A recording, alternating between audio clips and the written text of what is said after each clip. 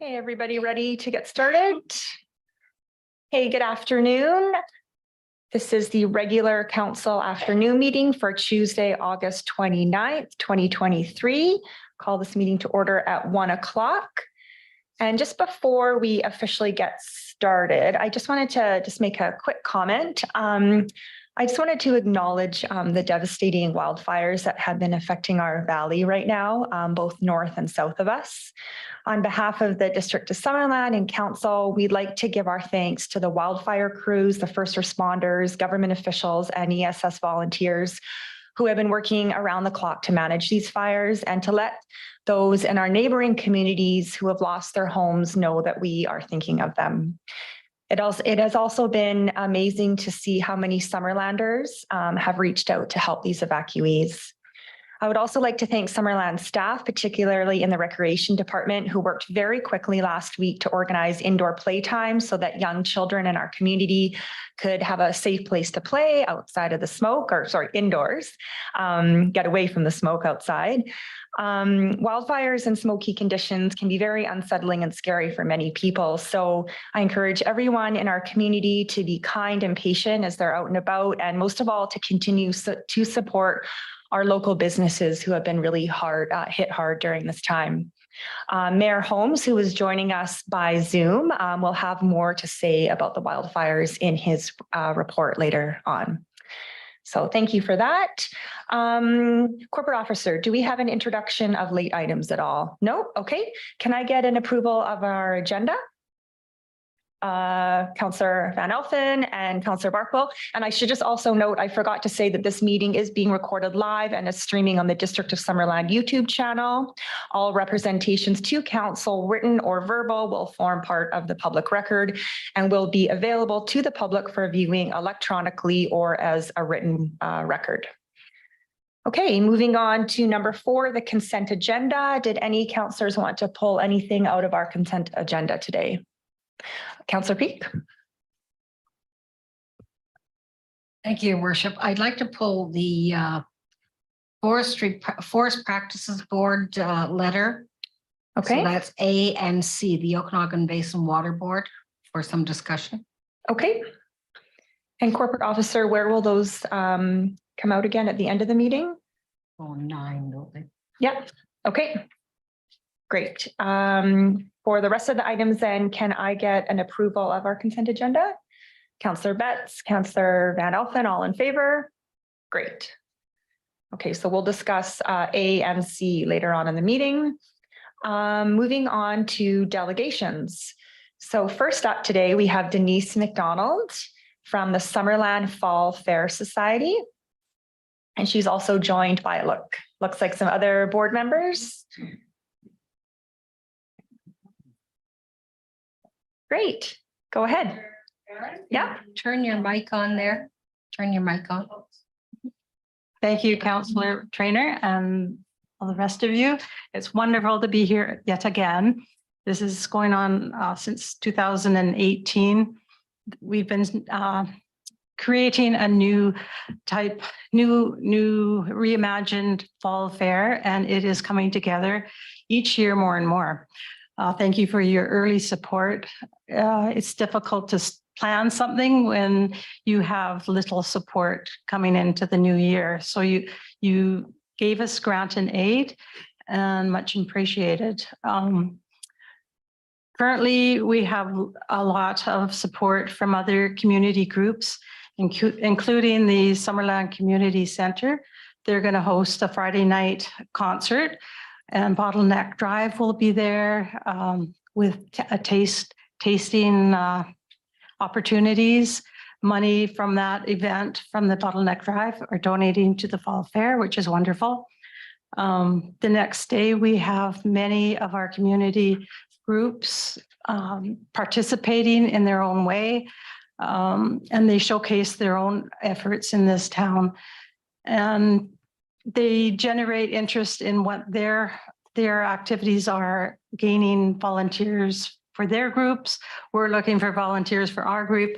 Everyone comes together and we all benefit from this event. It's truly a cornerstone event for Summerland. And I'll hand it off to Diana Toots. She's our current treasurer. She came new on board, and Barbara Baker will wrap it up. She's new as well. So go ahead. Okay, yeah. I would like to thank council for the grant monies. This is very important to the organization. Otherwise, we wouldn't have the funds to carry on and, cover expenses like insurance. Actually, insurance is about the only item that goes out of the community, out of our expenditures. All the other monies get back, go back to local businesses and activities. So it's a very, very Summerland oriented function that the Summerland Fall Fair is performing at or addressing. So, yeah.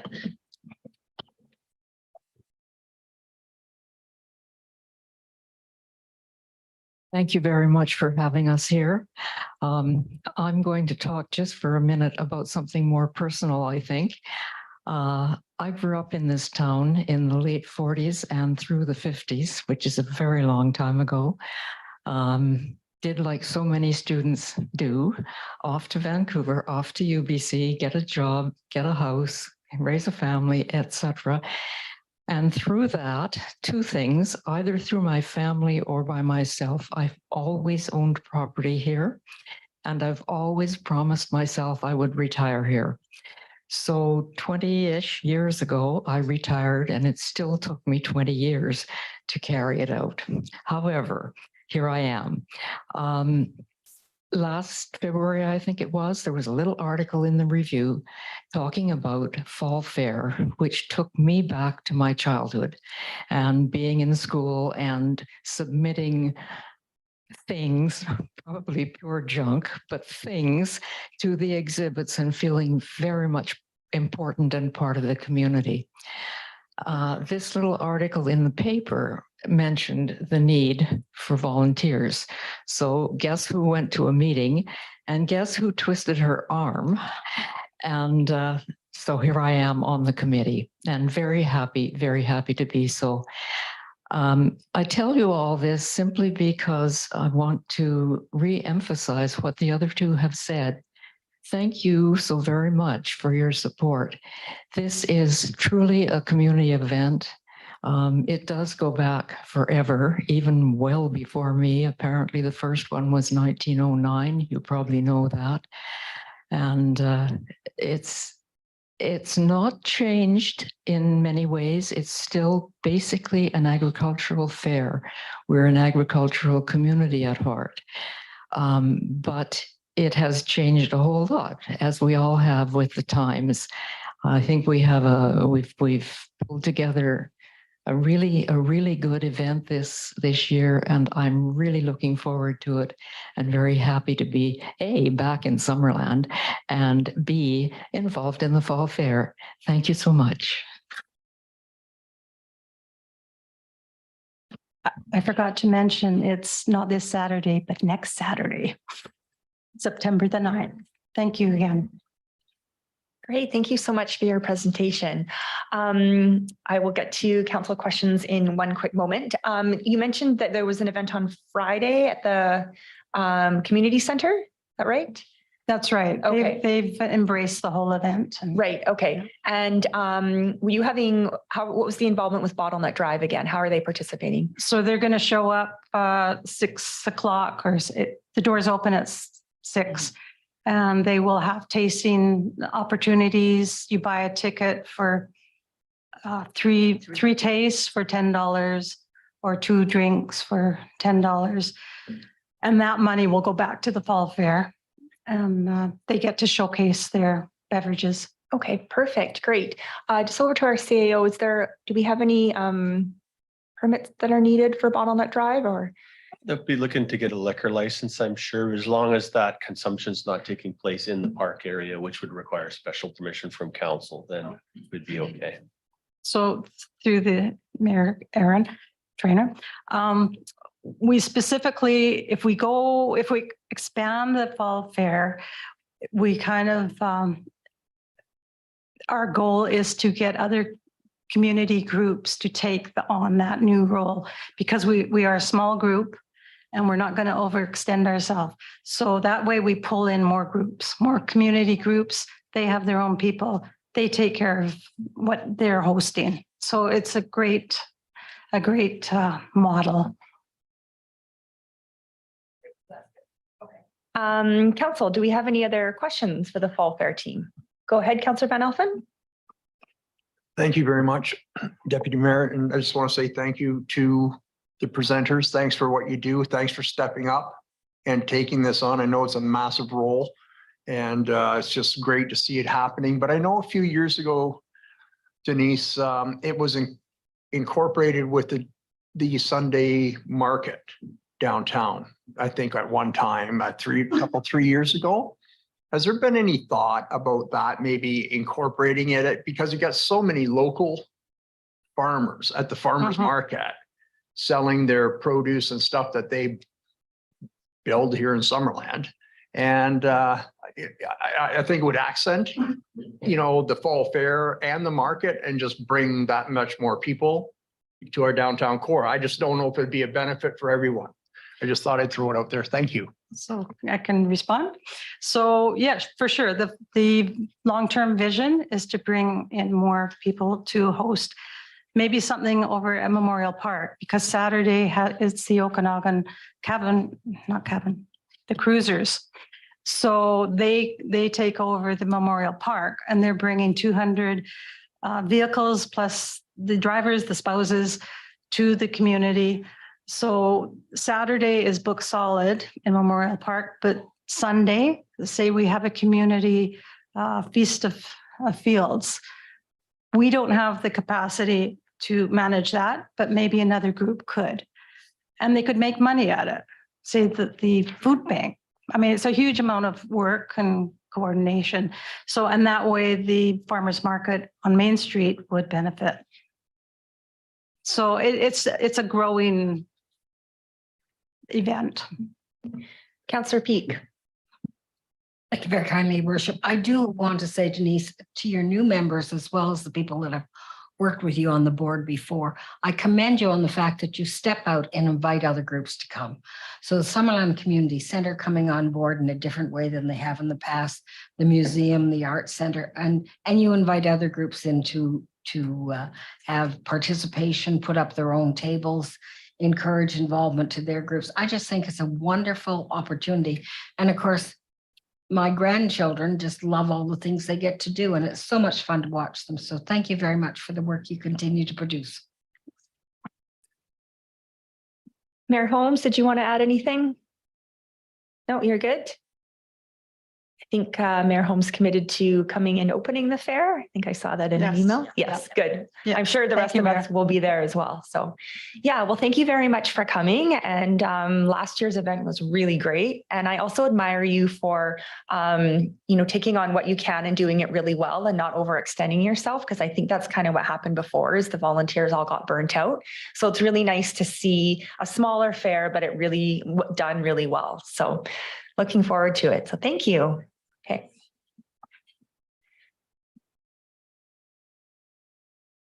Okay, moving on. Next, we have Peter Chu from Unisys School.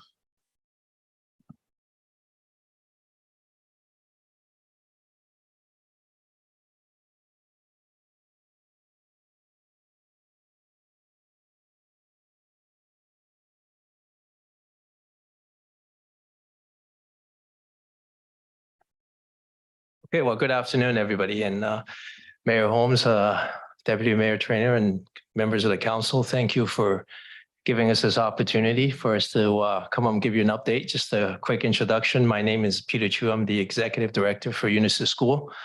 We're located at the end of Pierre Drive, where the old Glenfir site was. My colleague, Soko Tramba, she'll be heading our community relations effort and our promotions and PR side of what we're doing at the school. Since I guess 2010 was the last time we had an opportunity to come before council and provide an update on what's going up on top of that hill. And so we're very privileged and thank you for this time. I've put together a quick set of slides to speak to, hopefully give you an idea where we're at, the journey to this point, and some of the thoughts and plans we have going forward, and hopefully bring everybody up to date on what we're doing. And then from there, obviously, I want to talk a little bit about some of our plans and some of the opportunities that we see as we move forward in this community. As I said, September 2020 was the last time that we gave an update to council on kind of where we are. At this point, if I may start, let's see here. This is okay. I'll start with a quick profile. Many of you know the Glenfirst site, that we got involved in that site after about 5 years of closure of that school. And thank you to council and the Summerland for supporting us in terms of restructuring the whole school and then building it to be an international school. And the approval for us to build the dormitories on site was significant in terms of helping us move forward with our growth plans. But since then, you can see kind of the enrollment. We grew very quickly. And obviously, I'm sure you've seen many charts like this through the years of the pandemic. We were impacted. But we have some good news during that time too. But in the process of those 5 years, 6 years now, we've been at the site. We've been able to achieve all of the necessary approvals from the Ministry of Education, from the International Baccalaureate organization, which is a leading educational system that we've taken on. We've built a junior school and a senior school, and the junior school is nonprofit. And the intent there is to give back to the community, to provide an additional option, is the way I would kind of put it, education for families in Summerland and then in the valley as well. So you can see here on the left, the majority of our students, actually 90% of our students are local families, as we continue to build the international piece. As I mentioned, we received approval, and in 18 months, we were able to build a dormitory right just before the pandemic. But it actually provided us an opportunity really to start to build some international relations during that period of time, which is now starting to come into fruition. I'll talk about that in a minute. But four major things I want to talk about, even through the pandemic. We did not stop education for those families and for those students. We worked right through the pandemic. We provided financial support for all of the local families that were experiencing hardship. We put a matching program together to allow as many families that want to stay and join us at that time. We also were very innovative and a pioneer in installing some air cleaning and monitoring equipment, which is now taken hold in all of the major hospitals. We were the first school in Canada to put in this system to ensure that the safety of our students and of our families.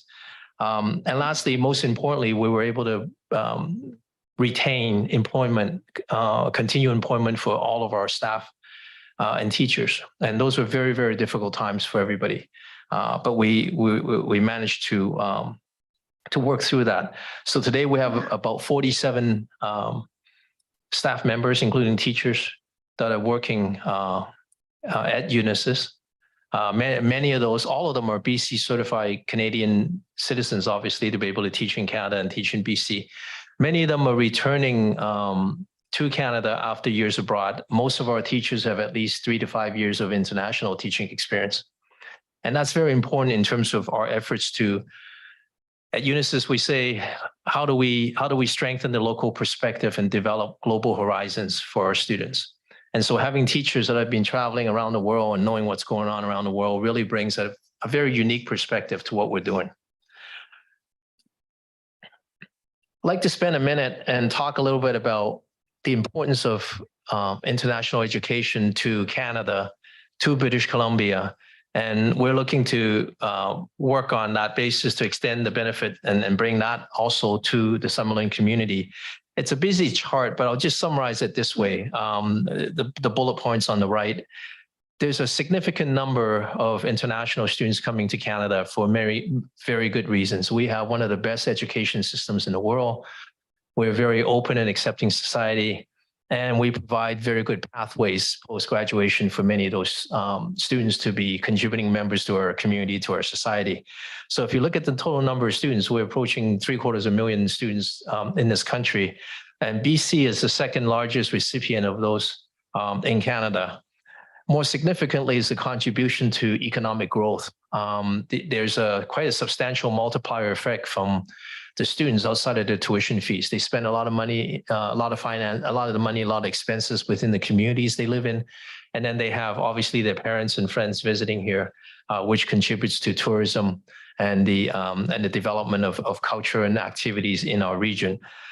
So if you look at all of that, it all translates into jobs for Canadians, as well as tax income for the communities and for the provincial government, as well as the federal government in terms of its contribution. The reason I put this in here is Unisys was restarted with this vision to serve the local community, but also bring the world to Summerland, bring the world to the Okanagan. And the pandemic put a temporary stop to that. But at the end of that, we were able to start a lot of the international exchanges that we wanted to do. So I'll talk about that a little bit in terms of some of the key celebrations that we've had in the last 5 years. We've had 2 graduating classes now. The first one was small, but students from 9 different countries graduated at Unisys, and they're now attending universities in 5 different countries around the world. And so it's amazing stories we're hearing from them as the alumni reach back to us, telling us amazing things that they're able to do. Academically, we are one of the leading private institutions. All of our students are able to receive admissions offers from their top choice of universities in Canada and around the world. And all of our students receive some form of scholarship. I say these things not to toot our own horn. I say these things to say that with your support and what we're doing here, we're actually transforming lives. And that's what we're here to do. And with your help, when allowing us to restart that site as a school and allowing us to grow and supporting our growth, we're able to really help some young people develop this truly local perspective and global horizons. In terms of exchanges, last year we had 20-some students visit us from Spain. This year we sent our students over to Spain. And then we're expecting, this summer we expected, we had over 20-some kids from as far as Denmark, China, Japan, visiting this community. They spend a lot of time in the community, spend a lot of time, obviously at the school as well, learning and developing friendships. We want to continue to build those and expand those initiatives because we believe that bringing people from all over the world to come into this community, I think it's a great thing for the community and it's a great thing for the school. So I want the last slide really talks to, I want to share with you what we're working on and where we're going. And hopefully we'll have the opportunity to come back once a year and provide similar updates and keep you up to speed in terms of what we're doing. There are 2 major initiatives. I was before this council, I was just before the election, I believe. I was here in front of the council talking about a very unique concept, to us, unique anyways. It's called the intergenerational learning community. And it's really an initiative that grew organically out of the school. There was a lot of parents, a lot of grandparents involved in the community, in our school community, talking about what a tremendous opportunity there would be to bring the dividends, now to bring the demographics together in terms of harnessing, if you will, age and wisdom with youth and passion, and creating programs to allow the 2 demographics to work together. And so along those lines, we are in the drawing boards right now for a campus that will allow that to happen. But we've put the physical asset building part of the project in phase 2, and we want to launch the programming this September. And the programming basically involves, Silke will be leading that with some of our teachers, is bringing our students to the community. I've started conversations with the Chamber of Commerce and some of the other groups in town in terms of how do we create a platform for students, local and international students, to engage with our community here. And specifically, we're looking at the seniors community because we believe there's huge opportunities for there. Now, the program was sidelined, obviously, due to all the restrictions, but we think now that we can safely go back to that. Also, we have substantial student population in our middle years now that are able to start projects like their personal projects where they can take ownership of their learning and the engagement with the community. So we wanted to enable that, and we'll start that this September. One of our greatest challenges to date really has been awareness. There's still people out there that don't know who we are and what we do. And to that end, we've come to the administration here and submitted requests to help us with some wayward signs to make sure know people how to find us. We are embarking on a big social media campaign. We've received some funding outside of local and provincial authorities to help us with increasing our digital footprint around the world. So there are some grants at the federal level helping us develop SEO, search engine optimization tools, and website development so that we can get Unisys, the name, and Summerland, the community, on the global stage. So we're working on that. We like to be able to get the name out there and invite more people to come to the community when we think that would be a positive or a win-win for everybody. The other major initiative, one that was temporarily sidelined during the pandemic, was our academies. One of the programs that we believe very firmly about is the scholar athletes. We believe that students and young athletes who aspire to higher levels of sports can get to, I think, better places in life, both before and after those sports, if they have a good education. So part of the program is not to interrupt their academic program during the day while they can engage in a sport of their passion. And understanding we're in the Okanagan where we have what we have in terms of natural attributes, we've decided to go with hockey and ski sports, obviously with the proximity of Apex and with the growth of hockey in the community. We've decided to restart these two academies. We're officially sanctioned as a Skills Academy by Hockey Canada. And that Skills Academy will be launching in September with 100% local families that are involved in that. And the concept really is to create a pathway for young people to go to school, get good grades, and at the same time develop their skills in hockey and skiing, so that they pursue post-secondary opportunities in terms of scholarships and in terms of college sports and so forth. So we're working on all those things. The opportunity for us really is to achieve a better balance of academics and athletics. And in order to do that, access to facilities is a really big thing for us. With the help of the team, your administration team, they've been most gracious in helping us identify opportunities to use community resources that we can leverage. So for example, the ice rink is a good example of that. We are using up a lot of the, if you will, less popular times because we're able to organize our schedule. But if we could optimize a little bit, I think we could increase our program substantially in terms of its impact.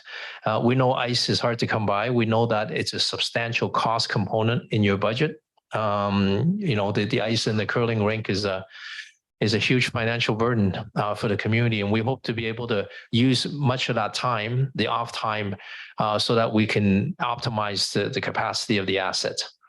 Finally, on that, we are this summer, hopefully we'll start to bring international teams into Summerland for tournaments.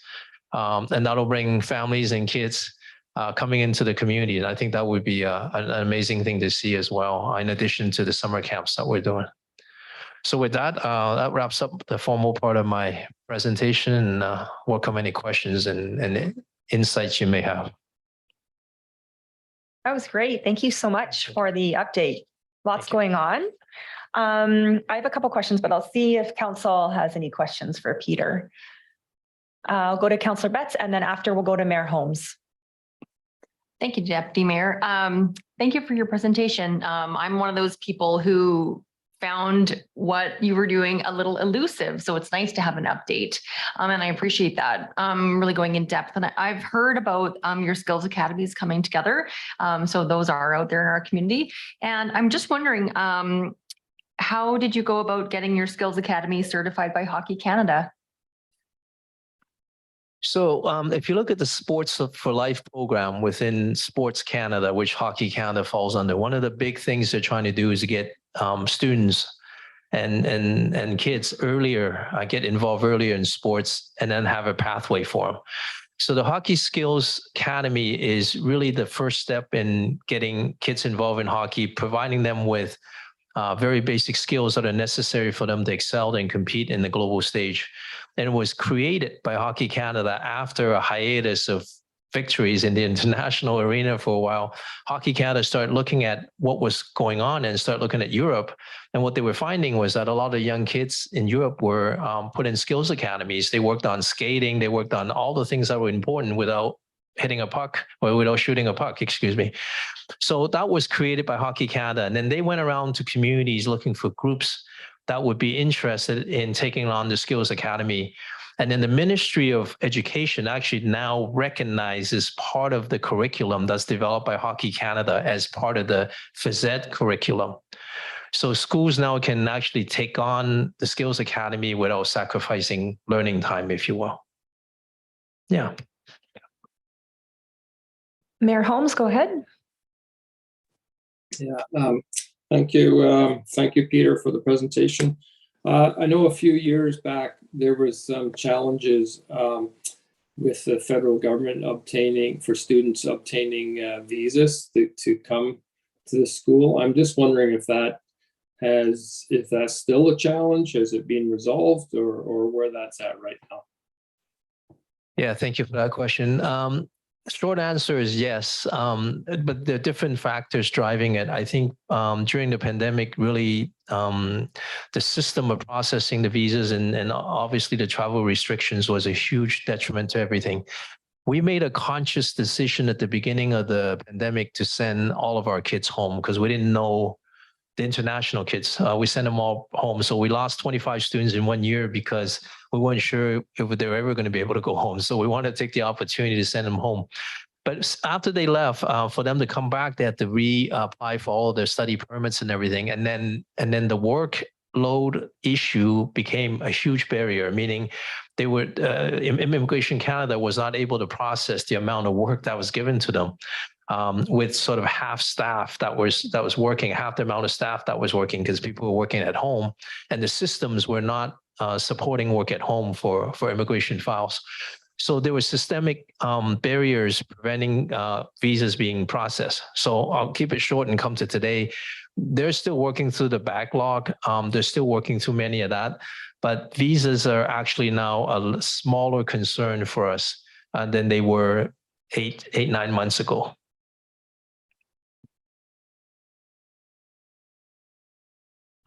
Thank you, Peter, for your presentation. I'm really excited about your hockey and snow sports academy, especially the hockey, but just, I know this past weekend, Summerland's team had their fall camp and selecting their team.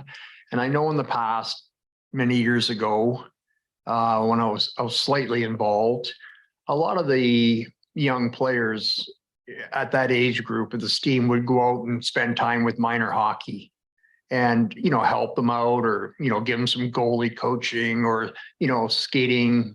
And I just thought it might be an opportunity to reach out because I know those young people that are playing for this team love that opportunity to work with children at different levels. So I just thought, and it'd be a really neat community collaboration between the two of you.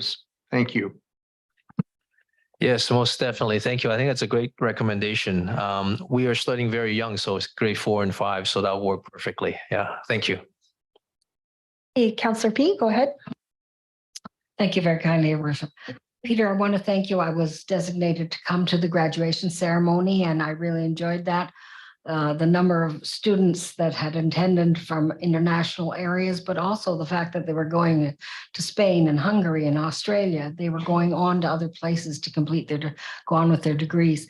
But I have to tell you, having been in Summerland for 13 years, that over the time that Unisys took on the old property and the improvements you've done, you've had open houses, I'm president of the food bank. There was a collective that we worked with on a cookbook opportunity. I think the outreach you've done into the community and continue to do is important, and that the networking and the observational integration of seeing other people from elsewhere come and visit in our community is wonderful. And once people know what an area is like, they come back to visit. They bring their family back to visit. Those students that go away someday may come back here to work.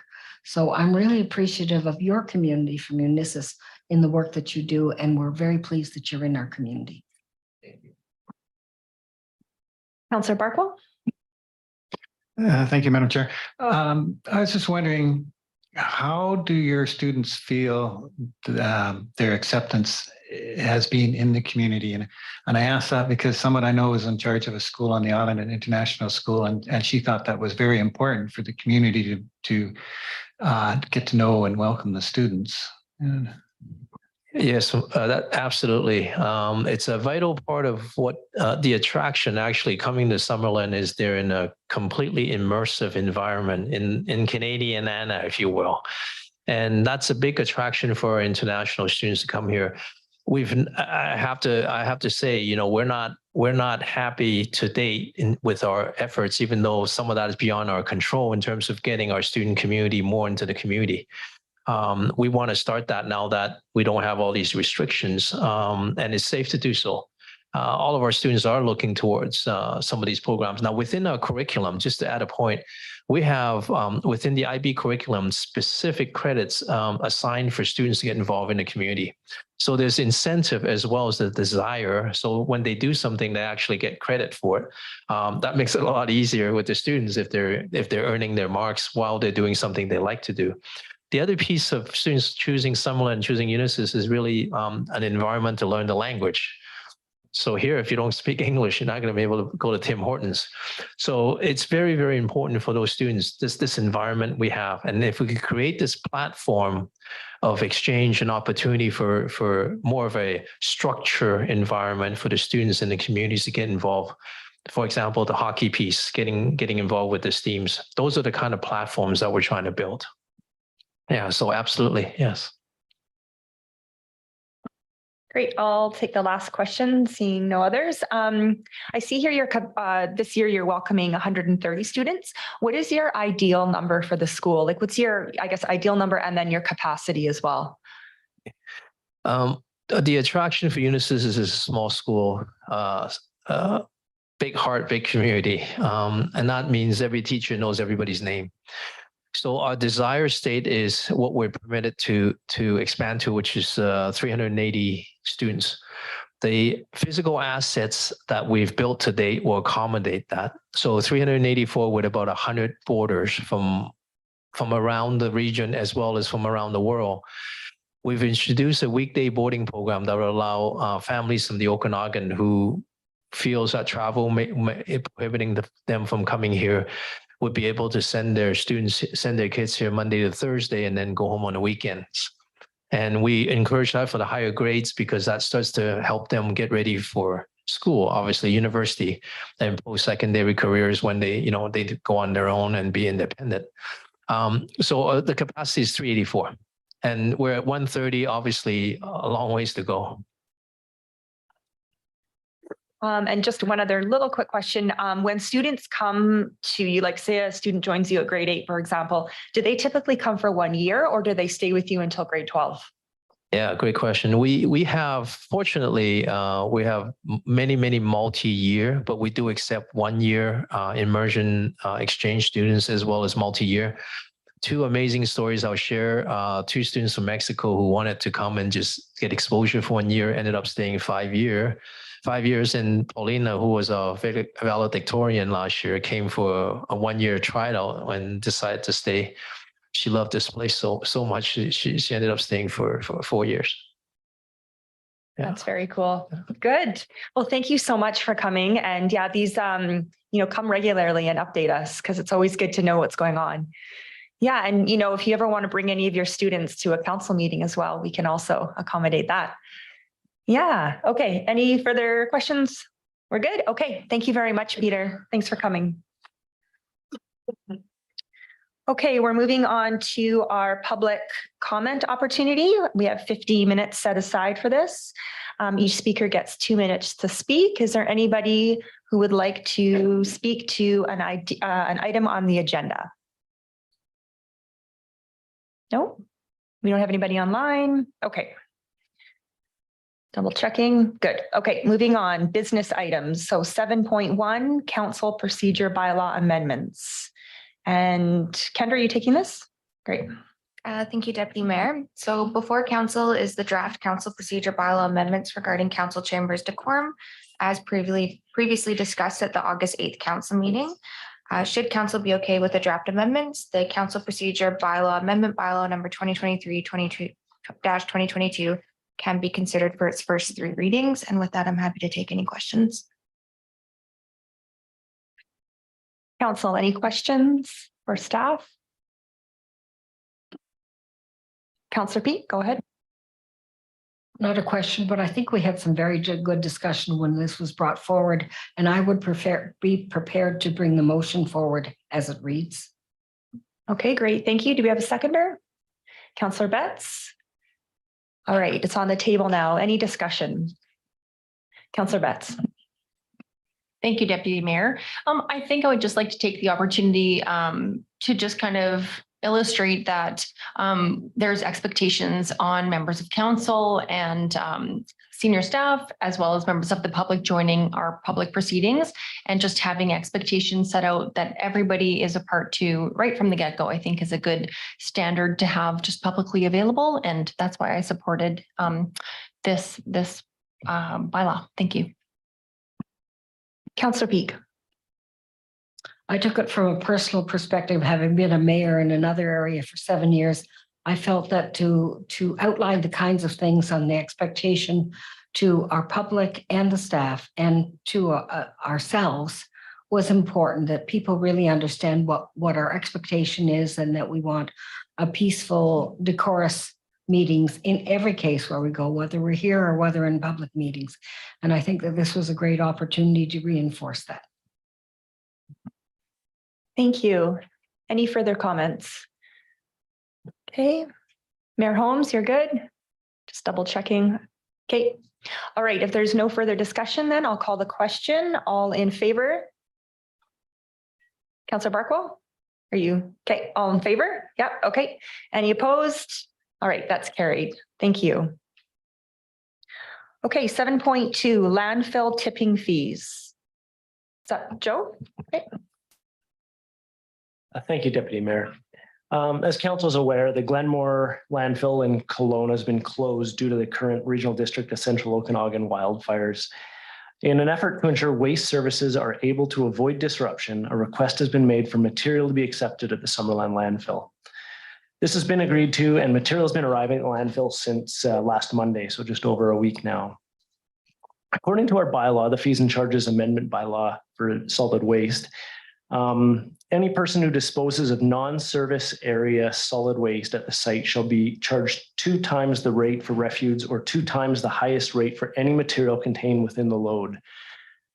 In an effort to assist our neighboring municipalities during this emergency, it's recommended that council direct staff to not enforce this section of the bylaw, section 2.10, for the duration of the Glenmore landfill closure during the current regional district of Central Okanagan local state of emergency. Now, the landfill has partially reopened. They are accepting a lot of the commercial waste up there, but there is still some material that will be coming through to Summerland over the next little while. A lot of the companies that have brought material in over the last week have just set up accounts with us. In case council does decide to go through with this, we would charge them just at the regular rate that our residents would pay during this emergency. Should council not enforce this, they would be charged the double tipping fees. I'm happy to answer any questions. Councillor Betts. Thank you, Deputy Mayor. Joe, just to illustrate what other communities are doing, what were other communities' landfills doing in receiving the waste from Kelowna during this time? A great question through the chair. Not everybody's bylaws are written the same as ours, so some of them don't provide for double tipping fees, and others allow senior staff to waive the double tipping fees for instances such as this, which we may review in the future. But Vernon and Penticton landfills have been accepting material as well from West Kelowna, Kelowna, and Peachland area. Thank you. And a follow-up? And so they're receiving that at the regular resident rate? Thank you so much. I think it's important just that we are aligned with our neighbors in supporting other communities in an emergency time. Councillor Van Elfen? I'll move the staff recommendation, Deputy Mayor. Okay, do we have a seconder? Councillor Peak. All right, any further discussion on this or further questions? No, I think this is a really good move. And I think that if we were in the situation that West Kelowna and Kelowna are in right now, that they would hopefully do the same for us. So we're all working together to get through this. So I think that this is a good initiative. All right, I'll call the question. All in favor? Okay, seeing none, or sorry, that's carried. No objections. All right. Moving on to our 2023 Council Strategic Priorities Update 7.3. And CAO, are you starting this? Yeah, okay. Thank you, Madam Chair. We'll load up the presentation here, and just for maybe community awareness and perhaps for some of our new councillors, just a reminder, this is the quarterly reporting that we do throughout the year on a number of key projects and initiatives that all tie to council's strategic plan, which is published on website and amended from time to time. And the reporting that we'll be doing today, it encompasses everything in that second quarter. So you can think sort of April, May, June. So on some slides, you'll think, oh, I know a more recent update of that. That's might be because we just have the second quarter piece that's on those slides. Although we'll certainly take questions on anything as we go through. And if we can go to the next slide. Okay, Kendra's got that. We can't read this here, but you'll see in your package, we have made an effort to break down according to category, those columns being the key themes in the council priorities document. And without further ado, we'll get right into what we've all been waiting for. The suspense is killing us. It's coming. Here we are. A new slide, which I'll have Kendra talk about regarding the work we're doing on the freedom of information. Thank you, CAO Stat. So this is a new slide to provide council an update on the current status of freedom of information requests received, as they are starting to have a significant impact on district operations. So the district does not have a dedicated full-time staff person, and FOIs fall under the Corporate Services Department, with the Deputy Corporate Officer designated as the FOI coordinator, in addition to the position's other responsibilities, such as the creation of agendas, supporting other departments. So the Deputy Corporate Officer currently is spending 100% of their time dedicated to managing freedom of information requests and the associated workload. And the district has had to engage an external consultant to support the Deputy Corporate Officer in meeting the legislative deadlines associated with the request. So on the slide to date, we have received 47 requests from 21 applicants.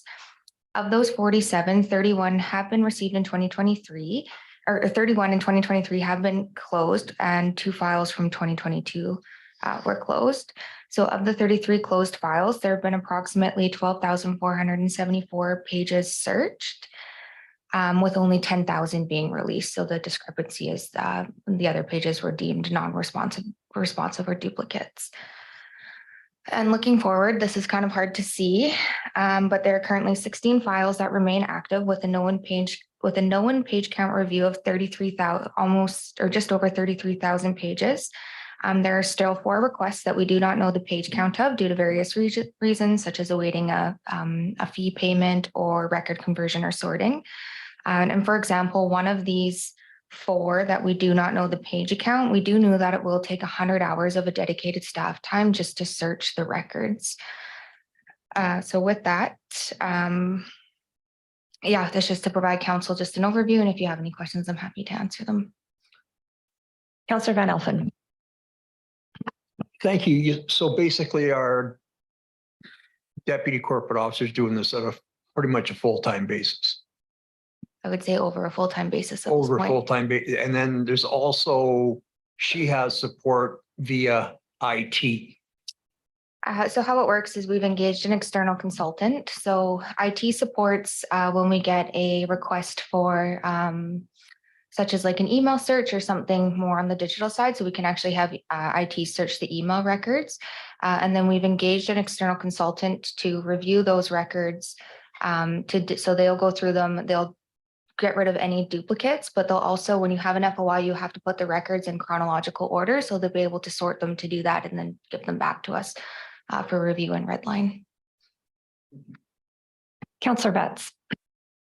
Thank you, Deputy Mayor. My question to our corporate officer is, I think at the heart of this, I'm trying to understand that our residents are looking for information. And so is there a way that that we can improve a resident's access to information without having to go through the FOI process? Like, do we feel that there are some residents who maybe just don't feel that they can ask their question to a certain department, or just don't know where to put their questions forward to get a fulsome answer without going through the FOI process?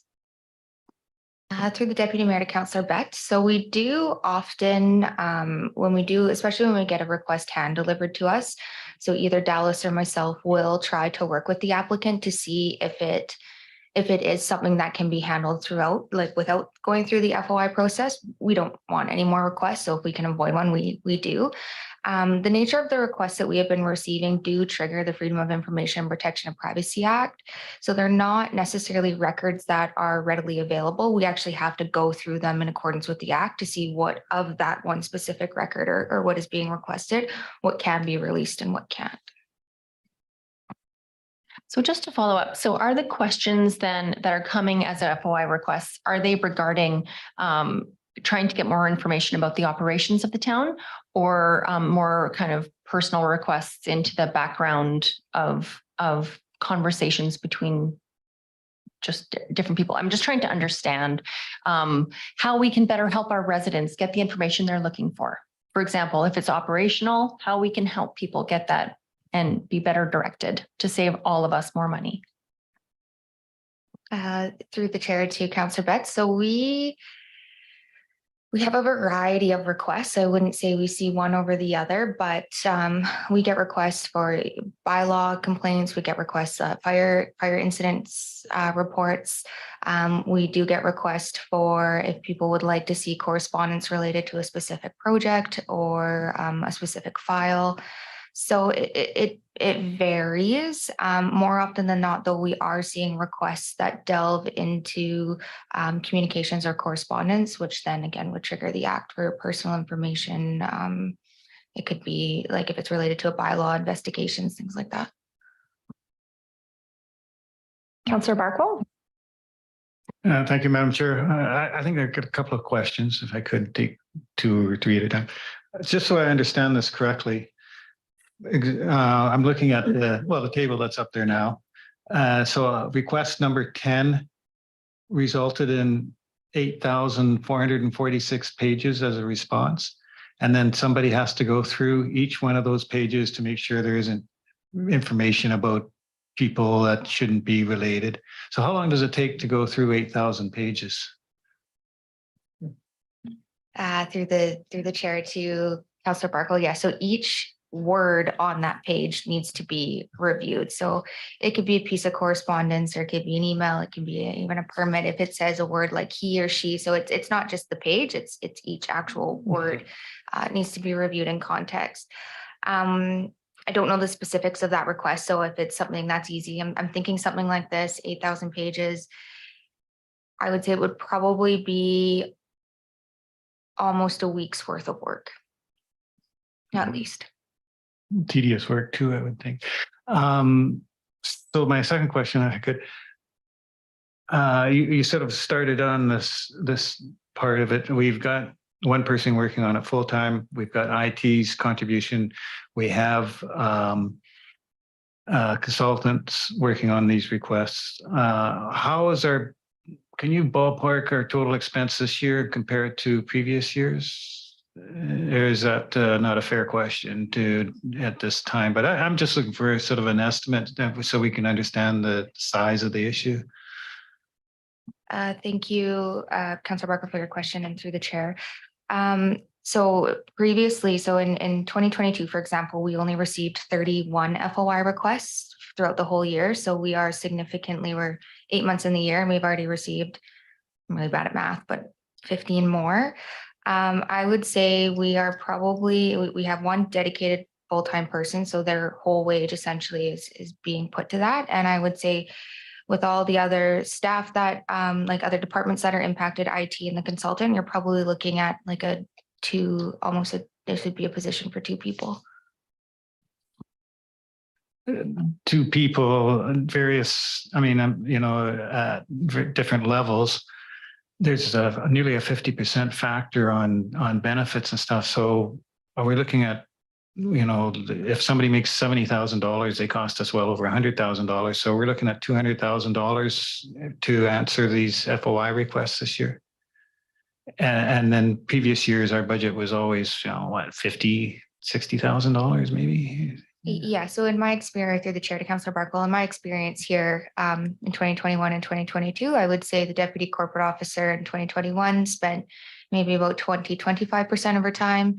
In 2022, it was increased, I would say probably about 50. And for 2023, she's at 100% of her capacity. So it's been significantly going up, but that would be a very rough estimate, but approximately that.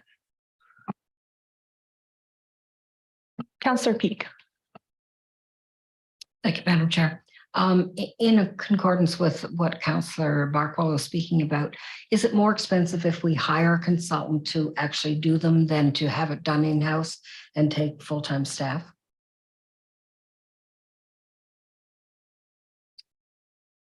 Through the chair to Councillor Peak, yes. Yeah. Okay.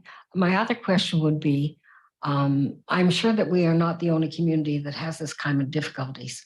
Has there been discussion with the province around how this is handled elsewhere? If they are making any recommendations, if there are ways that they have found of reducing the requests for FOIs in a general way, whether it's through their own departments or through regional areas or whatever? Has there been any discussion around that?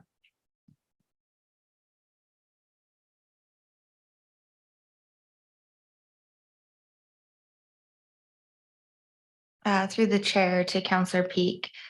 I'm not sure the answer to that. The Act and the Commissioner, so the Act is very specific in deadlines, and the philosophy, I think, of the OIPC is that information is available to the public.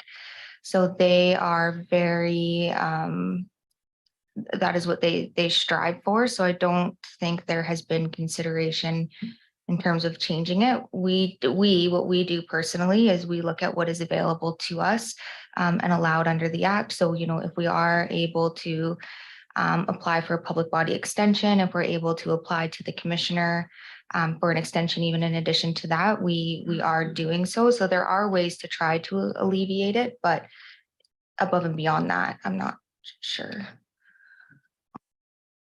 Hey, Mayor Holmes has a question.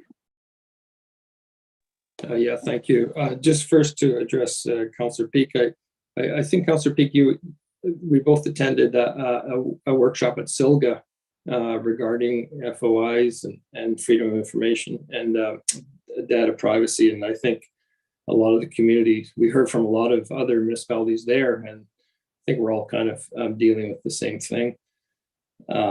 Just a comment there. So just the question. So we've had 47 requests in the past year from 21 applicants.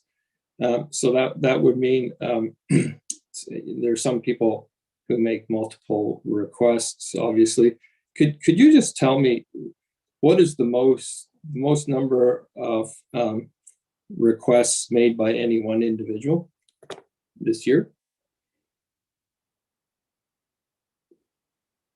Through the chair to Mayor Holmes, if you just give me 1 second.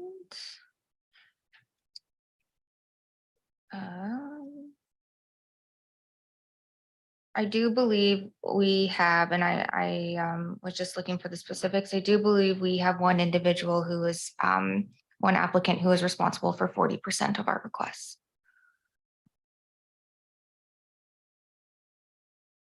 Okay, thank you. Did you have a follow-up? Are you good?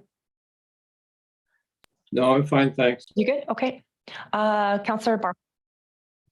Is there a correlation between the number of pages generated and the percentage of the requests? Like, is that 40% of the requests generating 40% of the pages, or 90% of the pages, or 10% of the pages? Because page count is one measure and number of requests is another measure.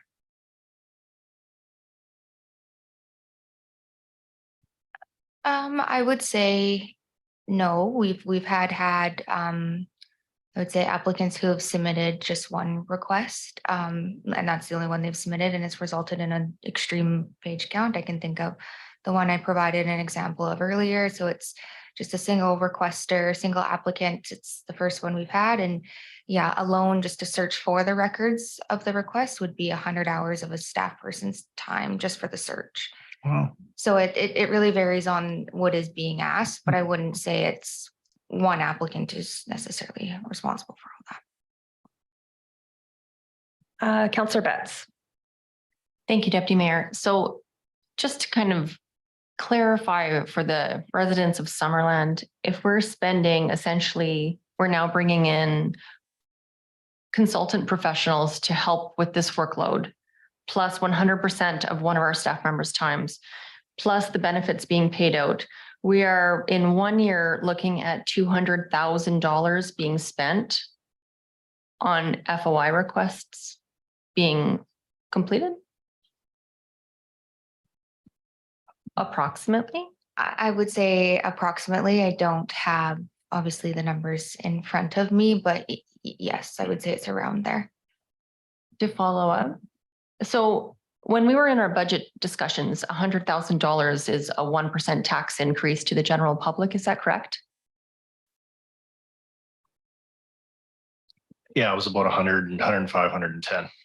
Yeah. I just, I respect people's search for information, especially when it's operational. If people want to know more about the District of Summerland, of course, that information is available, and I'd love to be able to have staff serve and fulfill our requests for people looking for operational information. A 2% tax increase to fill freedom of information requests for 21 applicants in 1 year. That's really challenging to think about as a taxpayer of Summerland, because all of the other increases that we put out to our public have to go through a public approval procedure, through the budget process or through registered borrowing. And I just think maybe it's time, I guess, that more of Summerland know that there is a big cost to the freedom of information requests, and that we're here to help, and we're here. And so maybe even, I would always be happy to help. I think senior management would be as well. And all of our team in Summerland, we're an open, transparent organization, and hopefully we can provide answers to people that they are looking for about the operations here in the District of Summerland. Councillor Van Elfen, did you know? Okay. I just have a quick question for Kendra. So I'm just thinking, Dallas, what jobs is she not getting done because she's spending all this time?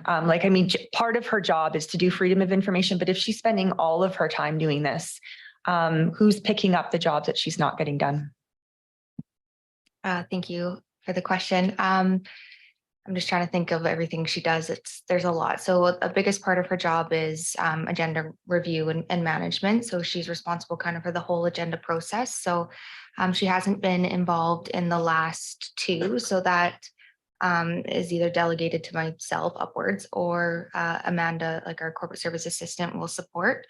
Right now we're in an interesting position as we're trying to plan for the referendum. So essentially she's had to be removed from that planning as well.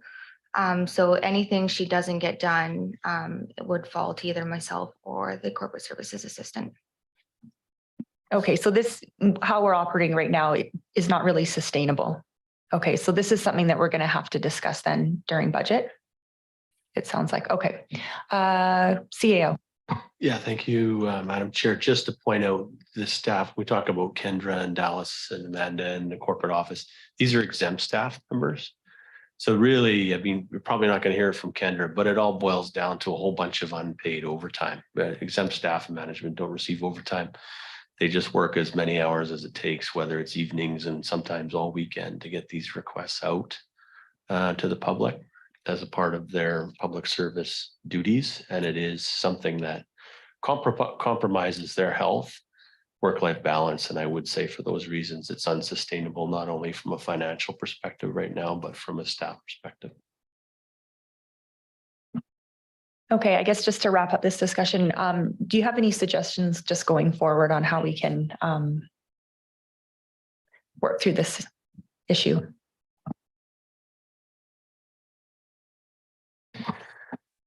Oh, thank you. That's a great question, Madam Chair. I guess I would just say, you know, first and foremost, council does have published values. One of these values is transparency. And so we do want to continue to respond effectively in a timely way and meet all our deadlines, not only because the legislation requires it, but because I think it's a value of council. There's always been an ebb and flow to this stuff. Sometimes it's busy, sometimes not so much. It's just right now, it seems like there's been a nonstop increase, which is the concern. So in terms of the go forward, Councillor Betts makes good points in terms of continuing to double down on things like open government, what we put on the website, meetings where people have questions, and we do employ those opportunities. But at the end of the day, sometimes the system can be open to abuse by certain 1 or 2 or 3 individuals in periods of time, which really drive our time and expenditure up. And as a result, probably if it's going to be a continued trend, we'll have to see a budgetary increase in order to facilitate our staff capacity on this, or to employ more third-party support for us to meet our timelines as they are legislated timelines.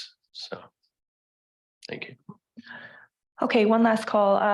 Councillor Van Alphen. Thank you very much. It's a concern, and we know how difficult it is hiring and retaining staff. And especially when it gets to, you know, a deputy corporate officer, I'm sure that was never part of her job description when she applied for his job as a deputy corporate officer, you know, and now it's basically become more than a full-time job, just doing that one chore of FOIs. So it's a concern. I mean, you know, the grass might be greener somewhere else where they don't have to do that as a job description. So, you know, I commend her for taking on this role, but I'm also concerned, you know, that, you know, there's, you know, when you're doing 100 and some % of your capacity, there's a burnout situation that could arise. And that is definitely a concern. Thank you. Okay, just one final comment on this. I think council definitely supports freedom of information. I mean, I used to work in TV news media, and as a journalist, I recognize how important a freedom of information is. It's very important to our transparency. But as a council, we just have to manage kind of how it all works, and just making sure that it doesn't get abused, and that people in our community get the information that they need, because I think that we all know how important that is. So, okay, well, thank you for that update, corporate officer. Are we ready to move on to, I think, Joe, you've got pave more roads. Thank you, Deputy Mayor. We are paving more roads, yes. So I'll just run through a bunch of the projects that we've had on the go. Obviously, these updates are till the end of June, but I might just throw in a couple little things that we've done since then as well. So the Jubilee Road project in Q2, we started construction, tendered the project, started construction, and actually it will be substantially complete by the end of this week. Turns out the concrete crew could get through, so they are doing the concrete today. So hopefully we'll be fully open for the weekend. Victoria Road, this is the storm upgrade and paving from Agar Street to Dunham Crescent. We did tender that project and reviewed the tenders and have actually awarded the project to a contractor who started work a few weeks back on that one. So that one will continue until the end of October. Giants Head Road utility work is now complete from Gartrell to Hillborn, with the paving happening in mid-July. There are still a few safety improvements coming over the next few months, but the project is substantially complete. Lakeshore Drive was a carryover project from last year, but the paving didn't happen until Q2 of this year. So that has been completed as well. And we've applied for the grant funding from the province on that one. And then sort of as a bit of a paving more roads project, we did adopt the 20-year integrated roads and water plan in Q2 of this year. And we're using that for obviously our budgets moving forward over the next few years. There's one other project that we just completed the design of. We have now tendered and awarded the contract, and that project will start. The Dale Meadows Road and Water Main project, likely middle of next week. They're going to move to site and start construction with paving again the end of October or early November. Happy to take any Pave More Road questions that anyone may have. Go ahead, Councillor Van Elfen. Just a comment. I commented to our CAO, and I certainly hope he passed it on to you, but there's been more paving going on in this community since you've come on board, and my hat is off to you and your crew. This is amazing what's going on in town. There's patchwork done. I drive down Victoria Road by Quinpool. There's a bunch of patching been done. Yeah, thank you. I'm impressed. Councillor Peak. I really like some of the patches too. I get there and it's such a surprise. And when I'm coming up the detour where we had to go down to Highway 97, there was some really bad gaps in the shoulder of the road, and you've done it wonderfully. They're not unsafe anymore. It's terrific. My question is on the Dale Meadows, is there a bike path in any part of that I don't remember a discussion on? A good question through the chair. We do have a bike path. It's not a conventional bike path that runs along the corridor of the road. What we're going to do is we're actually going to run the bike path through where there's already a bit of a running trail along Dale Meadows Field.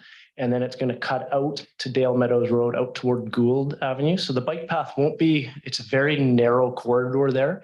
So we couldn't actually fit it in with our limited right of way. So we just creatively went around and through the ball diamonds there, and then we'll come out partway through Dale Meadows Road. It won't be a bike path from there on. There just isn't the right of way to do it, but it'll safely get them out to Dale Meadows Road. Councillor Betts. Thank you, Deputy Mayor. I would just like to go along with Councillor Van Elfen and just say that the roadworks on Giants Head Road and the extension between Hillborn and Gartrell are just so great. And it's really nice to be able to use the bike path with my kids safely along Giants Head Road. Before you literally couldn't ride your bikes along there because the potholes were so bad, and you'd swerve into the middle of traffic, which you can't do with a 6-year-old. And there's lots of people out there using it, and I want more people to know about it. So good job. Just a quick note, Joe, this morning you had talked about Jubilee being finished in time for school starting, but there was couple patches that still needed to be done. Is that right? Yes, actually, it was the concrete contractors were out of Kelowna, and we didn't think they would be able to make it through the highway closure. I just went out at lunch and saw that they're putting the concrete down. So somehow they made it through, and hopefully by the end of the day, the concrete will be done. And then we just have to put up all the signage to ensure it's safe. And then we'll open it hopefully in advance of the weekend. Okay, great. Thank you. Any more roads questions? Nope. Okay. Moving on to rewrite, review, DCC bylaw. I think that's mine. Not much to report on the DCC bylaw. This is a strategic priority of council's, but we had it in our work plan to not really get this project going until 2024. So we'll definitely get into probably a much larger discussion as part of the budget process, and the amount of consulting support we might need in this. We expect it to be about a 2-year process to do a thorough review of our DCC bylaw. And I do want to point out as well that the review of our DCC bylaw was identified as well as one action pillar for our new housing accelerator grant submission that was submitted a couple of weeks ago, for incentives to encourage affordable housing. Thank you. Any questions? Nope. Okay. Organics facility.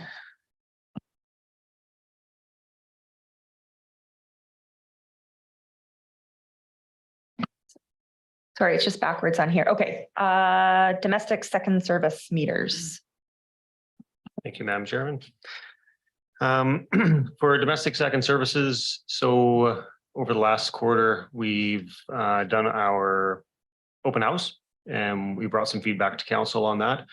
And more recently, council decided to give people the option, or domestic second service customers the option to have their service disconnected and have the fee for the year waived. We have had at least one person take us up on that, maybe two. So there is some interest, although the deadline will be at the end of this month. So some people like to wait till the very last moment. So we'll see what comes in. And then come September, I believe we will have a council report coming in where we will be discussing rates for the domestic second service customers. Okay, any comments? Nope. Okay, now on to organics facility. Thank you, Madam Chair. The organics facility construction is now substantially complete.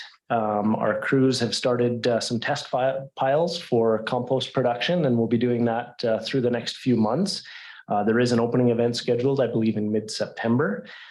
Once we have the facility fully operating efficiently, we'll schedule the communications regarding the residential kitchen collection timelines and procedures, which will likely be in early 2024.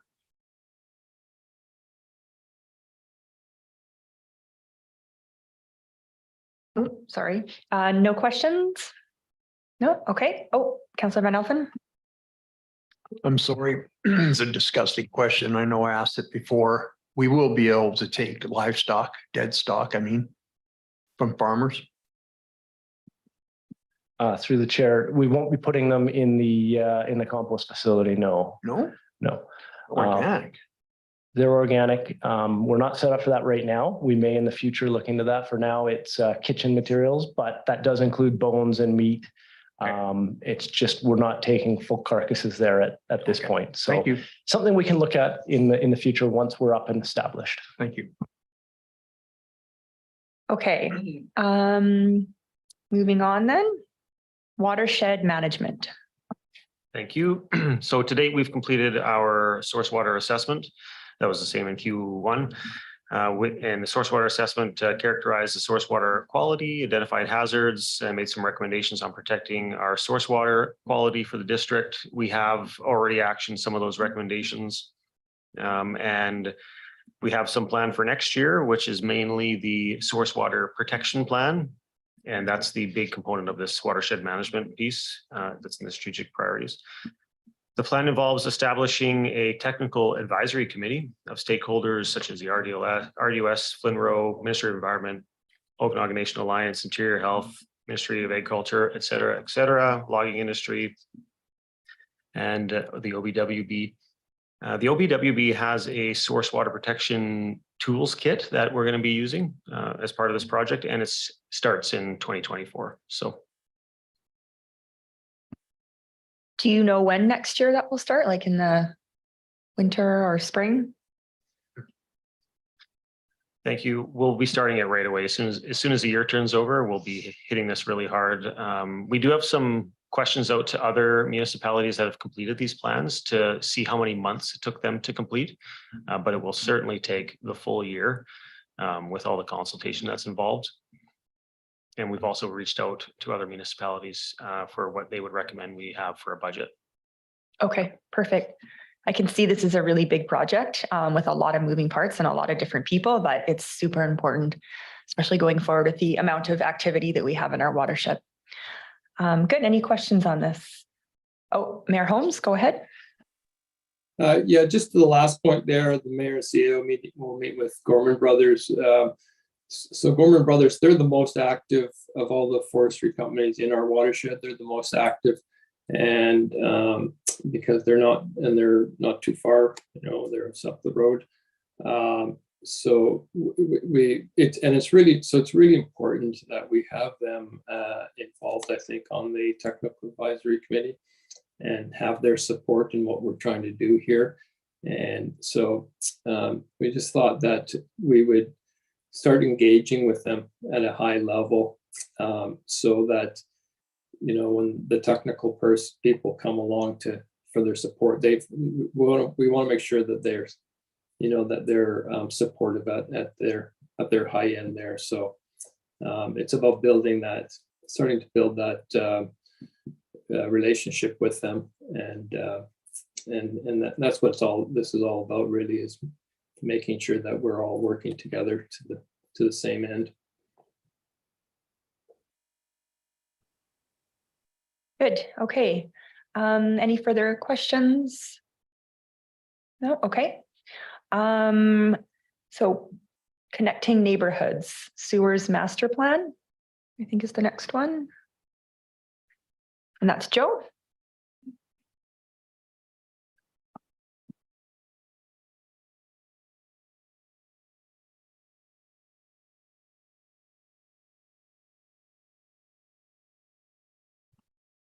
All right.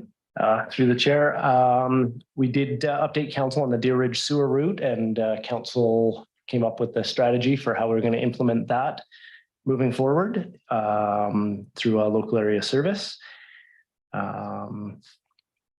We'll be working on that with construction, hopefully going to be happening in the end of next year, 2024. Any questions? No, and you said, sorry, we would start construction end of next year? It would likely be, there is a process we have to go through. The local area service will take a little bit of time to put together. So I would imagine it'll be later next year and likely wrap into 2025. Okay, water master plan. Oh, go ahead, Councillor Barkle. Yeah, is that the map we looked at before? For some reason, I was thinking that it went out tomorrow at the along the flume. I followed the flume right to Morrow, and then up Morrow instead of going between the houses there. Yeah, I imagine this is an older map. okay. Yeah. Yeah. All right. Thanks.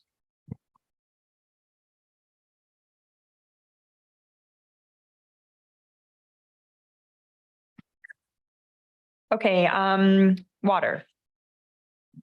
That I have Joe for that.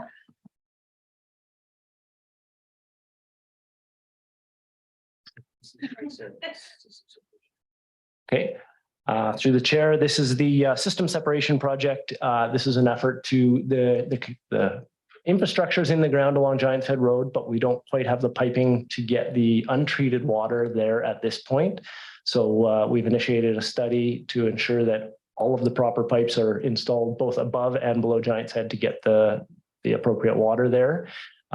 This is just for the design component of it. Construction would come at a later date. Can you just remind me where that water would come from then? Is it coming off of Prairie Valley? Yes, it would come down Dale Meadows Road.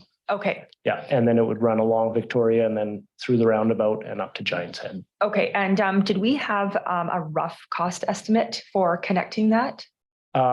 We don't, because we don't have the final design of what has to happen. There's actually some infrastructure below Giants Head that has to be upgraded as well at the same time. It seems odd, but yeah, there is infrastructure beyond that has to be upgraded before we can actually complete this project. So that's what we're looking at right now for design, and then we'll come back with costs for that moving forward.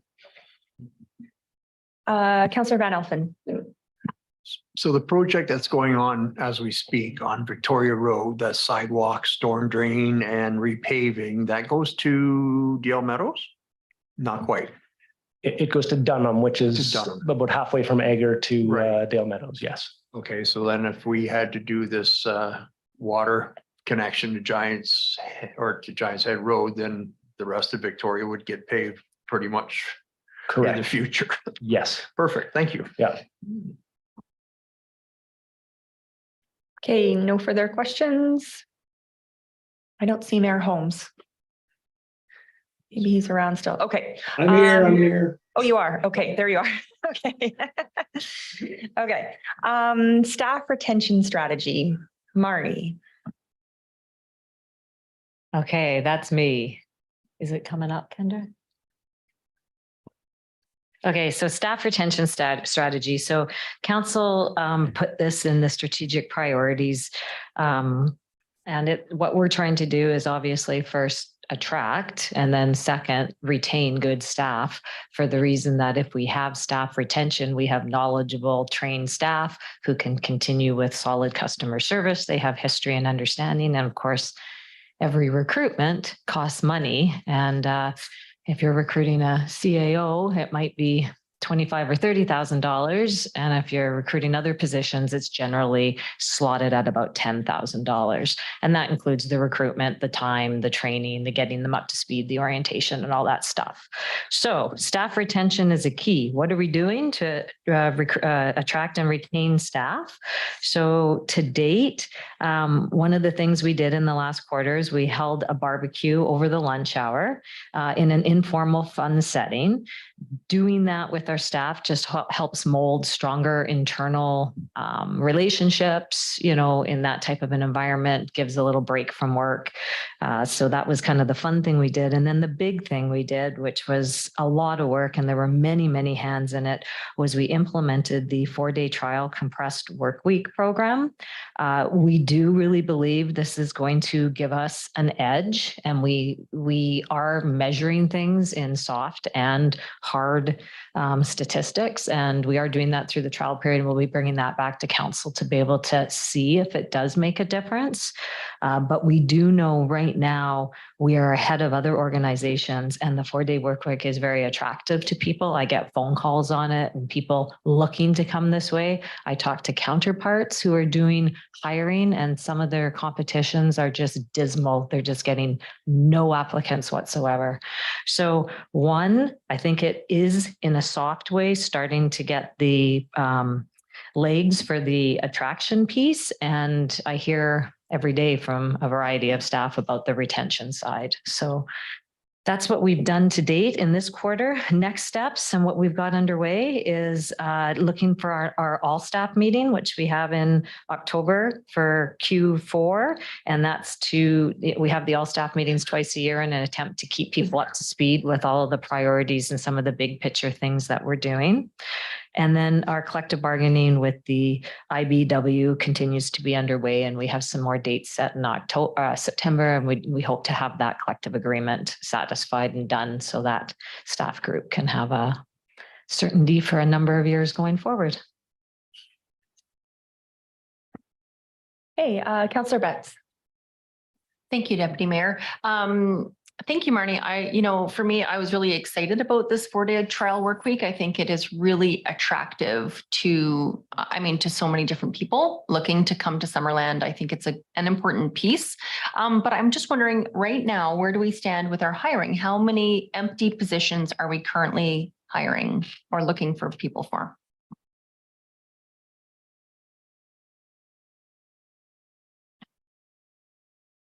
Councillor Betts, off the top of my head, I think 2, but I'm just getting Lori to look for me. Hang on one sec.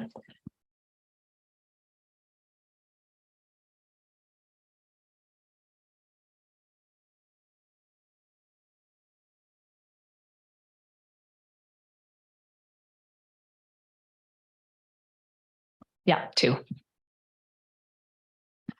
Thank you. I just think it's just an interesting piece, and I hope to see the real data as we go forward and whether or not it actually brings people in, where it stands with retention. So thank you. I can tell you like as a preliminary without, being I'll bring the real stats when it's all done, is I do know it's way down from last year, month to date. And I also do know that a lot of staff that were here were watching that program be implemented and come through. So they knew it was coming. So it wasn't a surprise to them. And people we were recruiting knew that we were potentially looking at something like that as well. So. I just wanted to add that the staff appreciation barbecue was really fun. I got to go and help serve hamburgers, and it was just really nice to be able to meet staff. So I think that doing those events a couple times a year is really important. And then same with the priorities meeting that you do. I got to go to the one in October, and that was really good too, just so that staff can really understand the bigger picture here. And I just think it's really important to make them feel like they're part of a team here and that we all work together, because the better staff that you have, then the better service you have. So yeah, I think that those kind of big group meetings where everybody gets to come together are really good. Does anybody else have any comments? No? And sorry, Marnie, when were you going to bring back more of the data on the 4-day work week? I was going to look at, wait till the year-end results came in for the recruitment Okay. and the hard statistics. So I'm not sure when our first strategic priorities meeting would be to sum up Q4, but I was thinking at that time frame. So Okay. I'm thinking end of January-ish. And that will include public feedback as well. Yeah, it will. Yes, it's got hard and soft data that we're doing. Perfect. So recruitment statistics and the comments from the customers coming in. And we have a number of things we're tracking. Yeah. Okay. Okay. Councillor Van Elfen. Just through our CEO, like I've heard from some public already, and I'm sure you have, there's been some positive feedback on our 4-day work week, extended hours. That's what I've heard, especially from working stiffs that are able to come in and do their business after work. Well, just to respond to that, Madam Chair, yeah, we have heard positive feedback. I've heard it directly. We also hear it at the counter. And lots of times, right up to 5 p.m., people are running through those doors for the extended hours because they're coming from work or from daycare. And a lot of times what I observe is staff spending that extra 10 or 15 minutes after 5 o'clock to make sure they complete the service with that customer. So it is a big customer service initiative, and it was initiated by surveys with the public at the counter in terms of what works for them in terms of hours. And this is the way we were able to accommodate. So pretty excited about that. Good. Okay. Thank you, Marnie. Public relations. Graham. Thank you. I'll speak to this, Madam Chair. And a few things here. Actually, first, we're working through the section, good governance. There's 4 slides left in the section, and maybe then we could even take a break because I see we didn't schedule one in the agenda. If that works for you, Madam Chair. Okay, so I'll speak to this one. I notice here that I failed to update the Q1 results on press release, but I do know that's 11 press releases in Q2. And the mayor's podcast continuing to go very well. As part of the wildfire communication blitz, which is referenced at the bottom of activity to date, I just snuck that in, although it wasn't a Q2 thing, but we did repost the mayor's podcast on emergency management through that, and it did receive a number of views. And I think people were looking for information, wanting that advice. And it's like all of us are busy. And so sometimes you don't reach for that until you really need it. And so we reposted that on the Facebooks. And thank you to the mayor for doing that. With his time. Council highlights continue to go out, and I think they're being utilized. Distribution list has grown, and it seems like the media is picking up those highlights. We try to produce those within 24 hours of the meeting and capture not play-by-play like minutes, but the key and salient points flowing from the meeting. And then just in terms of next steps, a key thing right now is obviously the communication for the fall referendum. A couple news releases this week on that, one yesterday. We have our dates now, with November 4th being the main voting day. Other opportunities, I think it's the 25th and the 31st for advanced voting. And really a 10-week march, I call it, which is a detailed communication plan approach to really ensure maximum awareness in the community about what their decision is, how they make that decision, what the facts are, to make sure they're really feeling informed, whatever that vote is. We just really want people to get out there and vote and feel informed. And so lots of focus on that, whether it's the upcoming, we're going to be planning some open house type formats, but also tours of the existing facility, because some people are saying, hey, it looks pretty good to me. I always wondered what it would be like in the basement or up top. So we'll take people to those areas that maybe they haven't seen in the past. So a lot of focus there. Another big piece is the pier. So lots of community interest in that. Rotary has stepped up once again to try to bring additional features to the pier beyond just the basic rebuild. And their fundraising is getting started. They've done some things already, more things planned. And because they're a strategic partner in this endeavor, we're doing whatever we can to sort of communicate and support them in their communication efforts for that fundraising opportunity as we generate interest and support for those peer options. So that's pretty much all I had to say on public relations, but happy to take any questions or comments if there are any. Councillor Peak. Yeah, I hear from the public, they like the highlights from council because they can go in and have a quick look at it. They're not having to go and watch something. They're not going to have to go all through the agenda itself. The other thing I've heard good comments on is the Voyant alert system, which is rather new to us for using. And that, especially in emergency situations, as we've had just recently with the fires, was really, really important. So thank you. Any further questions? Nope. Okay. Moving on to bylaw and policy review. So activity during Q2 included the adoption of the tax rate bylaw and as well as council procedure bylaw amendments for the council meeting date change, notice of motion procedures, and council committee updates. And so far for Q3, there will be further updates to the council procedure bylaw as you've seen today regarding council chambers decorum. Any questions? Nope. CAO, did you mention you wanted a break now? Is that what you suggested? I was or thinking the end of this section, if that works, Madam Chair. after slide 15? Yeah, so Okay. my last two slides and then. Okay, perfect. Tourism promotion. All right. Got our picture there of our visitor center.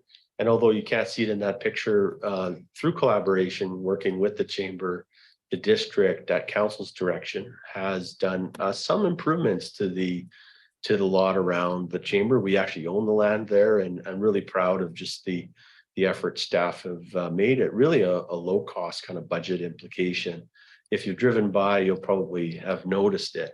But anyways, in terms of tourism promotion, some key activities to date include the district staff participation on the Chamber of Commerce Tourism Advisory Committee, and also some high-level discussions on the MRVT. I can't actually recall what that acronym stands for, but it's affectionately known as the hotel tax. So that is something that is in council's priorities to explore that. Chamber would be a key partner in the exploration of that. And it's early days because technically it's not until 2025 that would roll out if we get approval from the province. But there's lots of pieces that have to come together and applications that require the support of the chamber and the business community as well.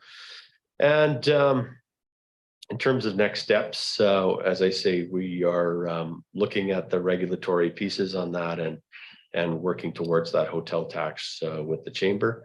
We also have with the chamber a fee-for-service arrangement where they do tourism and visitor services, and we have seen an uptick in post-COVID sort of uptick in visitor services, and they have been promoting to our key strategic areas for people to come visit Summerland, and we appreciate their support on that. And they continue to send through their quarterly reporting on that associated with that agreement. Any questions on that? Okay, seeing none. Thank you for that.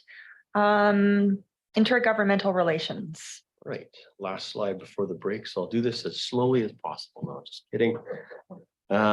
The activity today here, and this just as a reminder, you'll see in that description, this is about sort of that intergovernmental relations on a regional and provincial basis.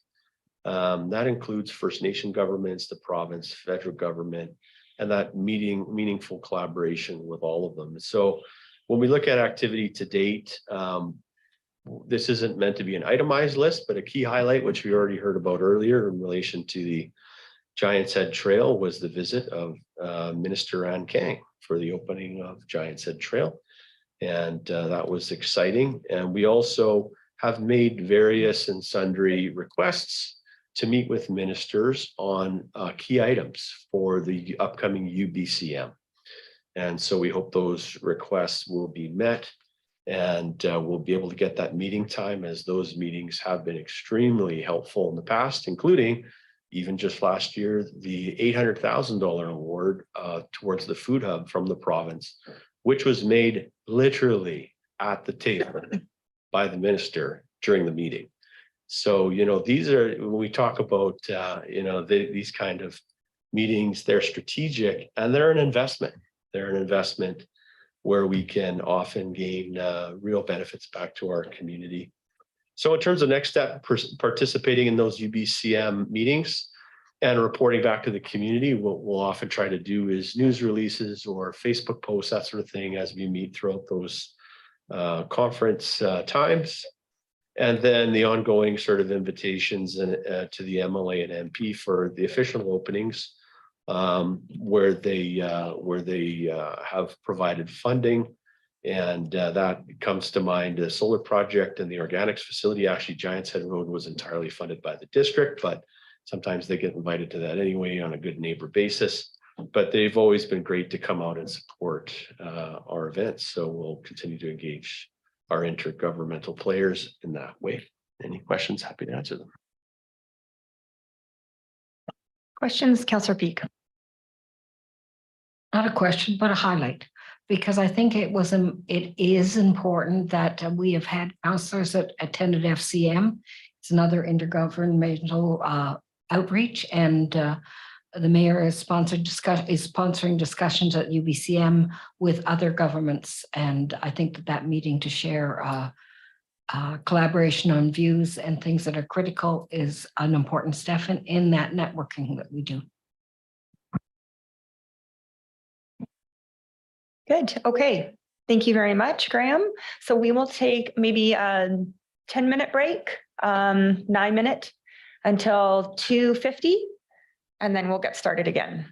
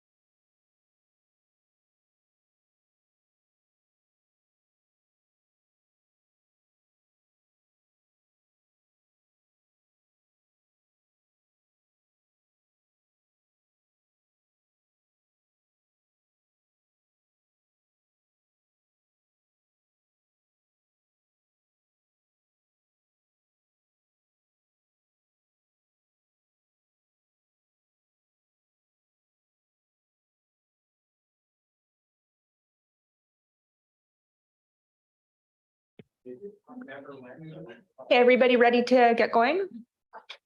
So we are on to slide 16 now, which is review energy strategy. Jeremy. Thank you, Madam Chair.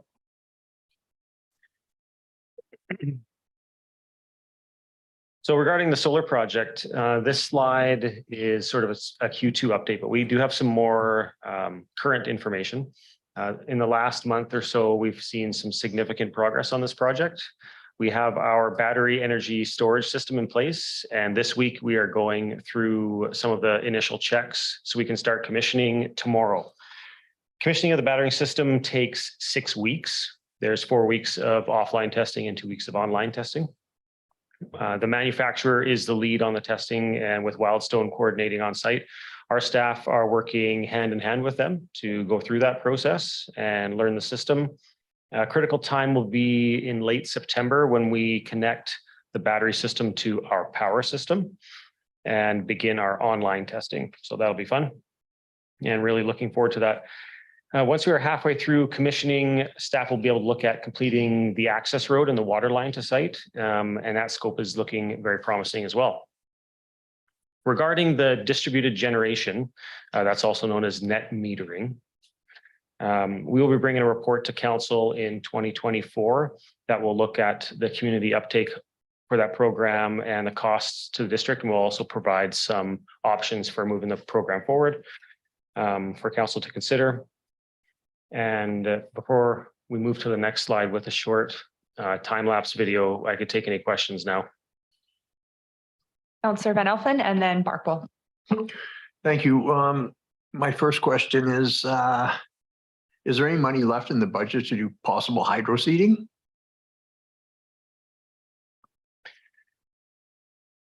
Thank you, Councillor, through the chair.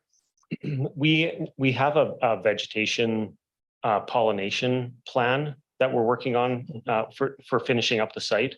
So I'll take that to that group. We're meeting in September to write the spec for that.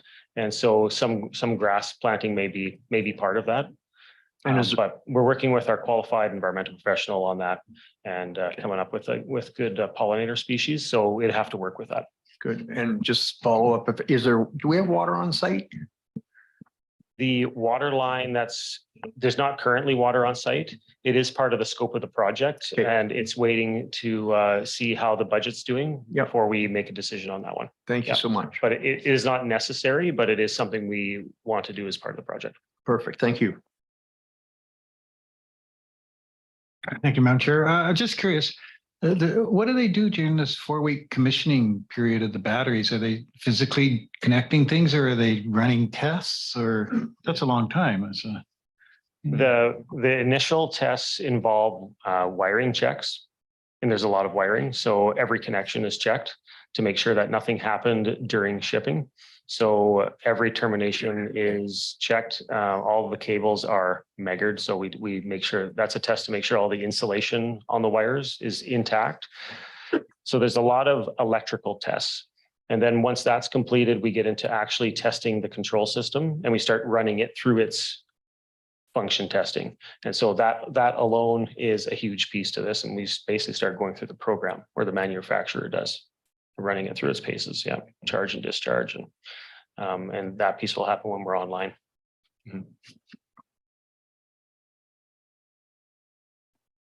Thank you. It sounds like a very exciting day in the life of an engineer.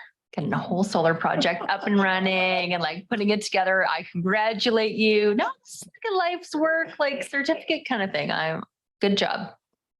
Thank you. It is actually very exciting when we get into that testing. So all this civil work and that is kind of, boring. But once we get into the actual testing and operating the equipment, I mean, we're just looking at graphs during testing. So anyone else would just be sort of, not interested and be probably pretty bored. But as we see it working and functioning, we watch that happen, and it is exciting. Thank you, Madam Chair. My question is a little more, are we once this is up and going, is this then monitored from your office area? How is this, and who all will be working with it once it's up and going, like from your staff? That's a great question. Through the chair, we will be able to monitor it remotely. The majority of the monitoring and programming will be done at the site. So we don't have a second control room. The site comes with a, air quotes, control room. And we're able to control it from the control building that's on site. And the second part of your question was who's going to be looking after that. So we're going to be probably signing a operation and maintenance agreement with the manufacturer. So we're in negotiations on that currently.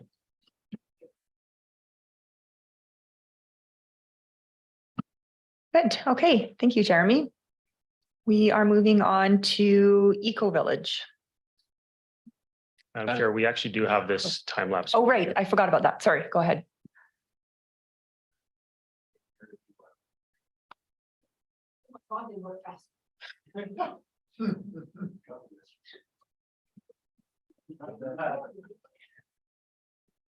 Right, I need to share the screen again.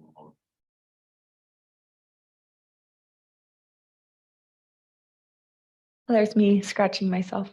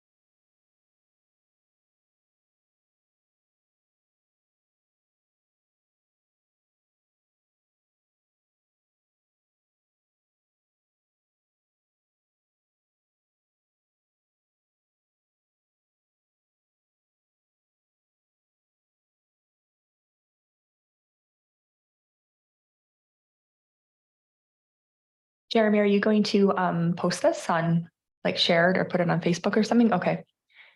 It would be good if you had like little dates up too, so people knew what the time period was for this.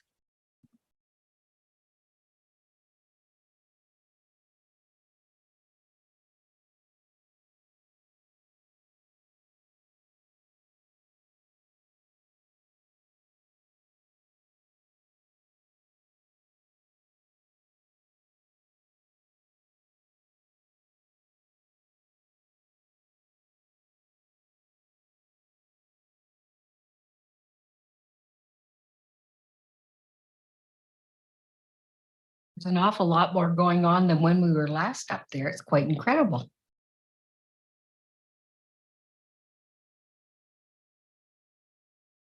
Recorded, you better put your mic on. So what we're seeing here is the civil work was completed, and what's in the forefront of the video is what's called the equipment yard. It's basically a small substation. It has. Is the video still running? That's probably it. The end of it.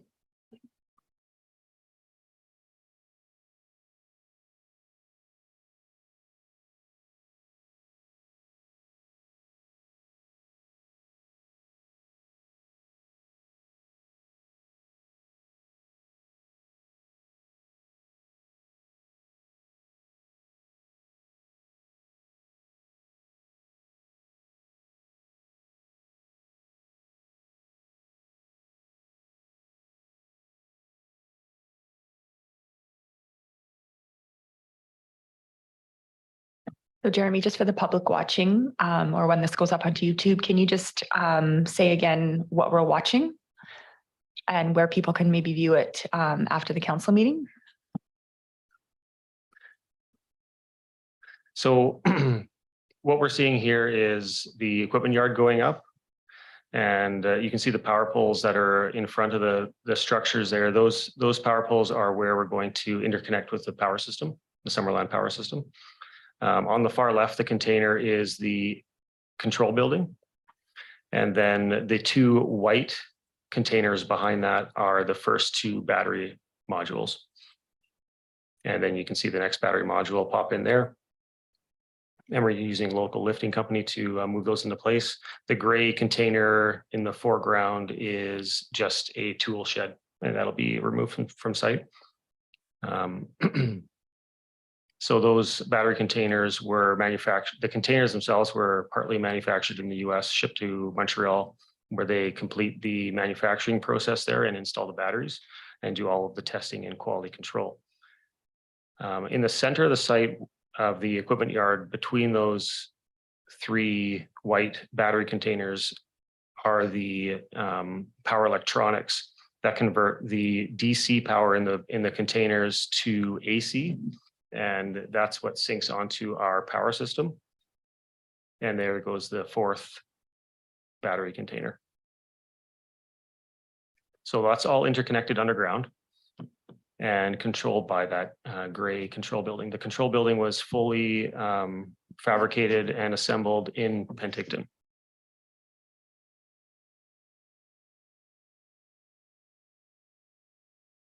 In the very background, you can see the racking for the solar panels going up, which was a multi-week process to get those lined up and straight. The very first row they do is called the golden row.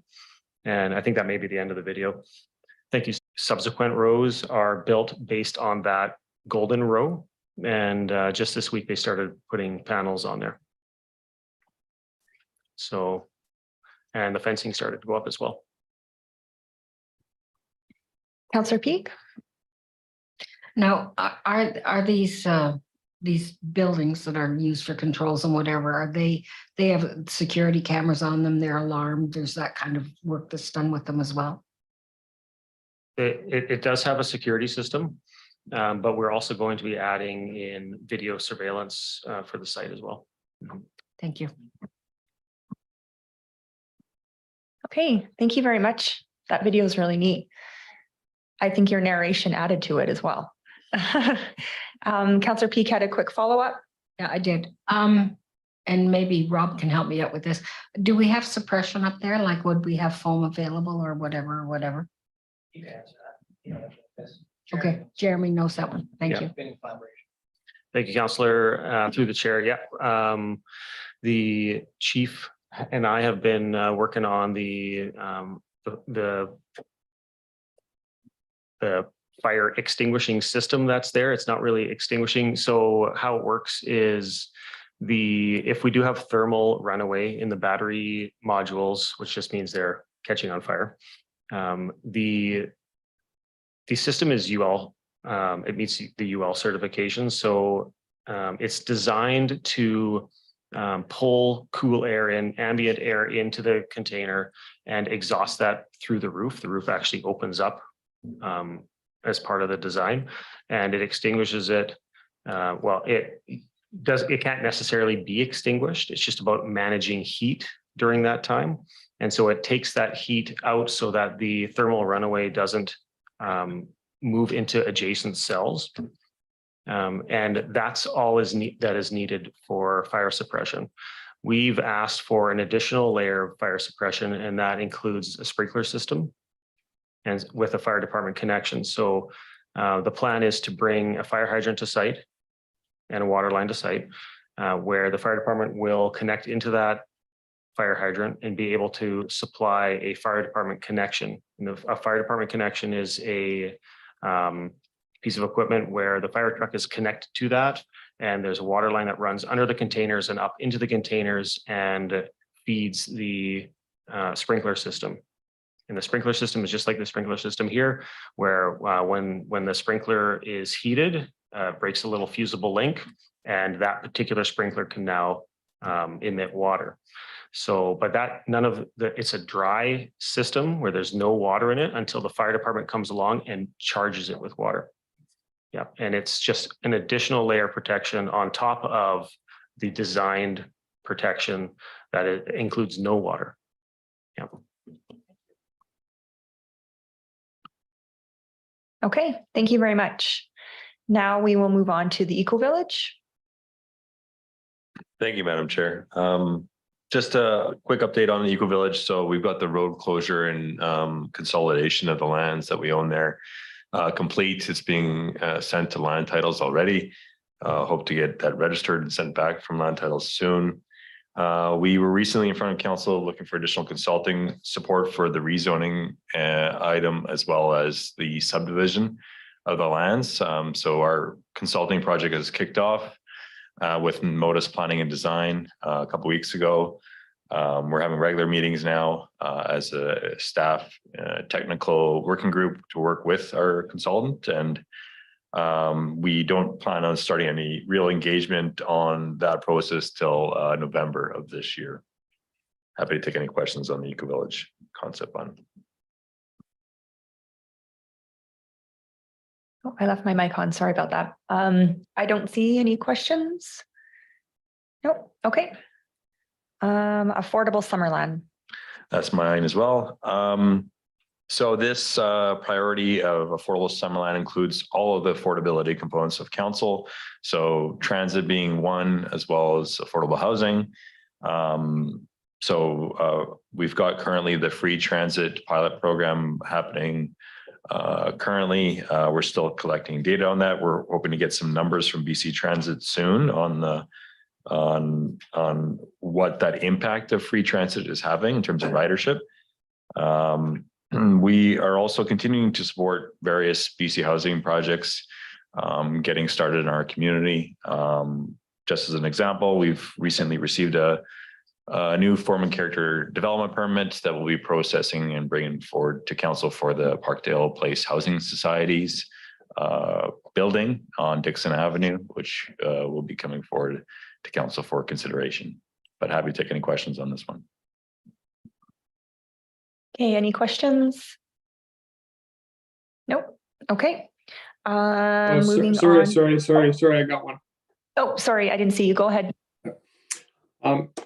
So it says council consideration of local route 32 complete, but we actually deferred that till next year, if I remember correctly. So I wouldn't really want us to be striking it off the list, just punting it down the road. So no. Yeah, through the chair to your worship. By complete, we mean we presented it in Q2, but for sure, yeah, we haven't lost the fact that council has deferred this till after the free transit trial period. So we have it on our work plan to bring back this item, most likely April or May of next year for council consideration.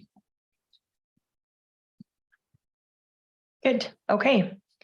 Moving on to infill residential and housing review. That's me as well. So this is a project we had planned within the strategic plan for council to start in 2024. We have tried to target this strategic priority with our recently submitted Housing Accelerator Fund grant. So trying to marry what council would like to see with the strategic priority, having a community consultation on infill and looking at how we want to encourage infill within our communities, definitely around the downtown core as an example, with key action items of our Housing Accelerator grant submission. So we were required to submit a seven pillared action plan. We did do that, and again, we're hoping to be successful with that grant funding so we can get started on this project next year. Happy to take any questions on this one. Councillor Betts. Thank you. More of a comment. Thank you, Deputy Mayor, is just that I feel like it's really important to have the community consultation as part of this, and it's nice to have some grant funding moving forward, hopefully grant funding moving forward, and to take Summerland and our community forward, into the future. Thank you.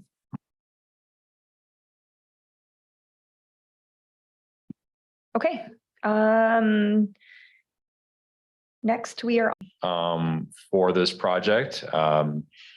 And we most likely will have to go through a new request for expressions of interest to find a partner. But happy to take any questions on this one as well. Councillor Betts. Thank you, Deputy Mayor. I know for many in the agricultural and food community around Summerland, this was a really important project, especially for small producers, and not just from Summerland, but in the surrounding areas, to be able to kind of start small scale food business opportunities, really. So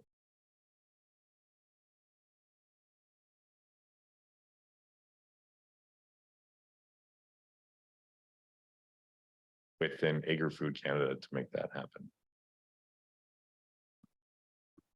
So just to follow up, well, I really hope that we can continue to see some forward movement on this. It kind of seems like an opportunity that feels like it's going between our fingers right now.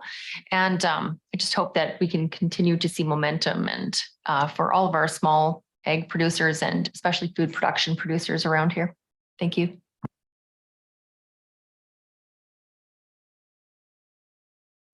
Would the areas of, for instance, the on Jubilee, where the Okanagan fruits, that whole warehousing or whatever, would that provide any? Would they be interested in any partnership to do with a food hub, or the possibility of there's a large property, Sumac Ridge, that may go for sale? Would we approach a new owner to see if they would be interested? Are those things that we would look to in reissuing an RFP? Through the chair to Councillor Peak. Yeah, those are two good options. I think we have had conversations with different parties for those options, exploring them further. Unfortunately, nothing has materialized yet to date that would be substantial. We also, I think we need to be fair to the public, we would need to go through that expression of interest process to put it all out there, see if there's any other parties that we're not aware of. So that is still on our to-do list to complete. Brad, do we have a time frame for using that 800,000? I don't think there's a dead set. Just with regards to some action items from Odessa, our sustainability coordinator, she's been busy with completing the hazard, risk, and vulnerability assessment update project. So we went through an RFP early in the spring. Project got started. She's had a number of stakeholder meetings in July. I know some councillors were part of those stakeholder meetings. I think they went pretty well. And I think there's also a stakeholder meeting happening this week as well as part of that hazard, risk, and vulnerability assessment happening. We've also got the Climate Action Advisory Committee getting restarted. We have a couple of items that we want to bring forward to that committee. The zero carbon standard was one, as well as looking at where we can perhaps use climate action reserve funding was another of council members was deferred to that committee. So hoping to start engagement with that committee here fairly soon. Thank you. Any questions? Nope. Okay. Alternative revenue opportunities. Dave. Brad. Oh, Brad. During the break, Dave delegated this to me. So, Okay. so with regards to alternative revenue opportunities, I did present at the last meeting that we have the land acquisition and disposition study grant funding approved from UBCM, or sorry, not UBCM, Rural Economic Diversification and Infrastructure. We also did a review in June with council through committee of the whole meeting of our district land assets, just to discuss with council the different pieces of land that we own, as well as which pieces we may want to consider providing to BC Housing for a list of potential properties we would like to partner with them on. As well, for next steps on this item, we have the land acquisition and disposition studies starting this fall. We hope to get an RFP out soon to help us with this project, a consultant from either Colliers or something like that happening. And then over the next year, going into next spring, and looking at our land assets and determining which ones we want to sell and also acquire for for future growth purposes. We've also tied into this project to one of those 7 action items with the Housing Accelerator Grant, specifically looking at which of the parcels that, perhaps council's already identified to us, we could perhaps leverage for additional housing units within our community. So that was another pillar or tool that we would have within that 7-pillar housing plan to target housing units being built within our community, specifically affordable housing, given that we would be able to provide some land towards projects. But happy to take any questions on this one as well. Any questions, council? No? Okay. Thank you, Brad. All right, Lori's up. The Recreation Center referendum. Thank you, Deputy Mayor. So moving on to the priority to enhance our quality of life and priority 4.1 Recreation Center referendum. So just an update on the various milestones that we made over the last quarter. May 15th, Council directed staff to conduct a fall 2023 referendum for the Recreation Center project and confirm borrowing up to $50 million. On June 5th, Council reviewed funding strategy options and endorsed a 50% parcel tax and 50% property taxation increase with a levering approach and annual increases spread over 2024, 2025, 2026, and 2027. On June 26th, Council reviewed the Recreation Center referendum strategic communications plan, and the loan authorization bylaw was received for first, second, and third reading. On July 18th, Council received a Recreation Center project background overview presentation from staff outlining the project milestones over the last 5 years. And on August 8th, Council received a communications update and confirmed the referendum question for the Ministry of Municipal Affairs, which has now, I believe, been confirmed. So next steps, as CAO Stat mentioned, we're just about to launch, or we are launching beginning of this week, a 10-week communications plan. And we've also received confirmation of the referendum date, which is in your council report at the beginning from the corporate officer.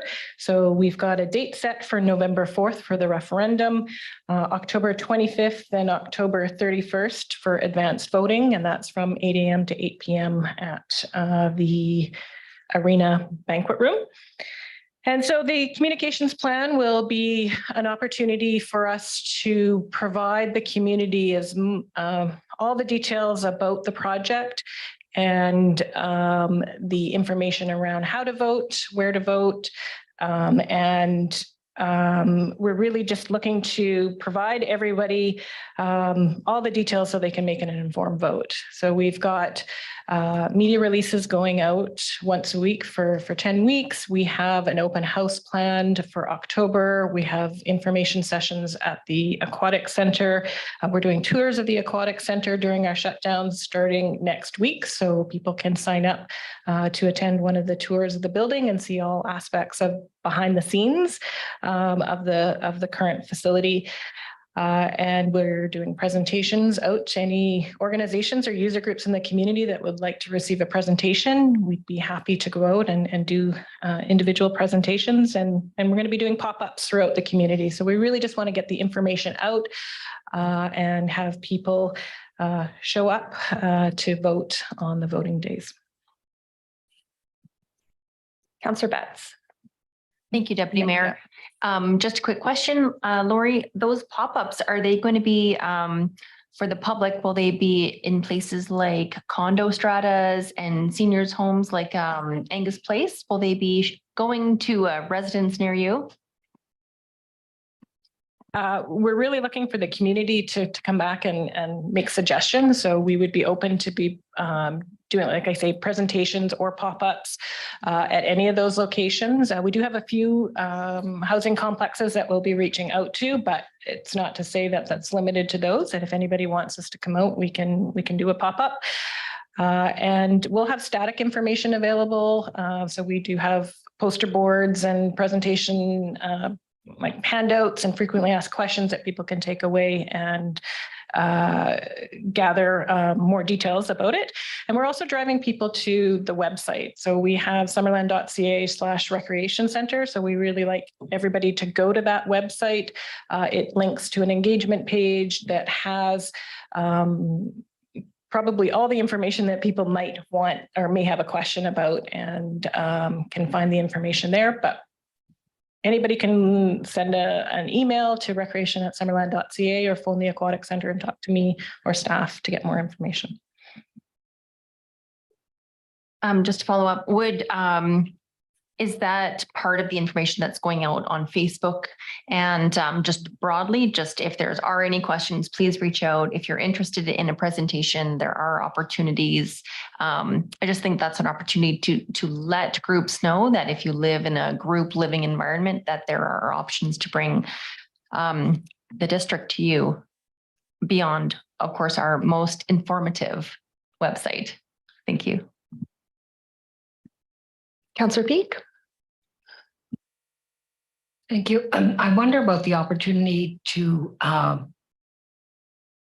sort of emphasize the advanced voting dates for people that might be traveling, that might leave Summerland to go and travel, that we want to make sure that they're aware of the advanced voting dates and they can do it before November. I think that would be worth it pursuing. And I know that we're booking where people can go on tours of the Aquatic Center. They said starting next week. Will people be able to book them at other times than when the pool is shut down? Thank you for the question through the chair. So we do have 4 sessions that are set up for while we're doing shutdown, which is much easier for us to take people through the building when we don't have activities happening. And we're encouraging people to sign up in advance. If we get over demand, I think we're taking up to about 15 people per session. We'll create a wait list and we'll look to try to add another session, whether it's on the Saturday afternoon during that week. If there's a request for tours, once we're back operational, we'll look at that at a case-by-case basis, and we'll try to do our best to make sure people get to see where they need to see or what they'd like to see. Lori, I had a suggestion from somebody who said, if you can't make one of the tours, is it possible to make a short video that the people on the tours would see?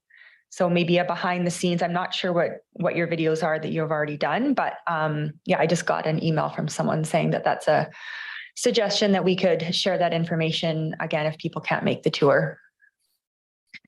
Yeah, so we've been taking a substantial amount of video footage over the last few weeks with our videographer, and the videographer spent probably 40 minutes with Mike Federer going through all aspects of the building. So he took him through as like a tour, and he's got some great footage there. So that probably would be more effective to show everybody behind the scenes. So it might be a longer video. It might be 20 minutes at the end of the day of that tour, but we're looking to, once we get the other video footage completed, that we might be able to have that as another video link for people to review.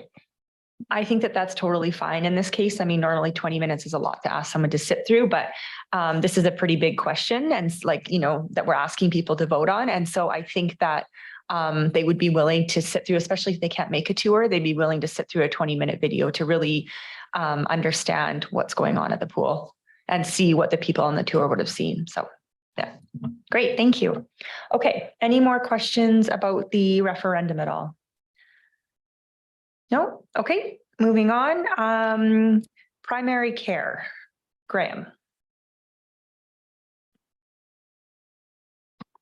Thank you, Madam Chair.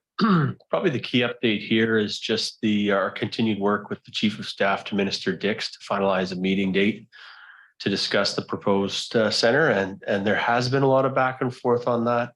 They have promised us that they are going to meet with us. And so it's just scheduling. And in fact, Minister Dix was up in Kelowna for a recent sort of opening of I think a radiology department or something there. And we even tried to tag onto that, but just couldn't be accommodated. But they are very interested and have committed to that, at least the Chief of Staff has. So we're hopeful for that. We also have requested a meeting with the minister at the upcoming UBCM meeting. We haven't heard back on that, but we're confident that we're going to see a meeting on our very exciting concept here in Summerland for primary care. And we have been in engagement with Parkdale and the doctors, not probably in the last 6 weeks, because there hasn't been really much to update because summer slows down a bit. But we're keeping them posted on our efforts in that regard. And then there was a desire to meet with the SOS Medical Foundation. As we know, fundraising is often a part of such ventures. Sally Ginter actually got a new job. I think she's the CAO of Regional District of Central Okanagan. So needless to say, first time CAO job, probably lots on her plate at the moment.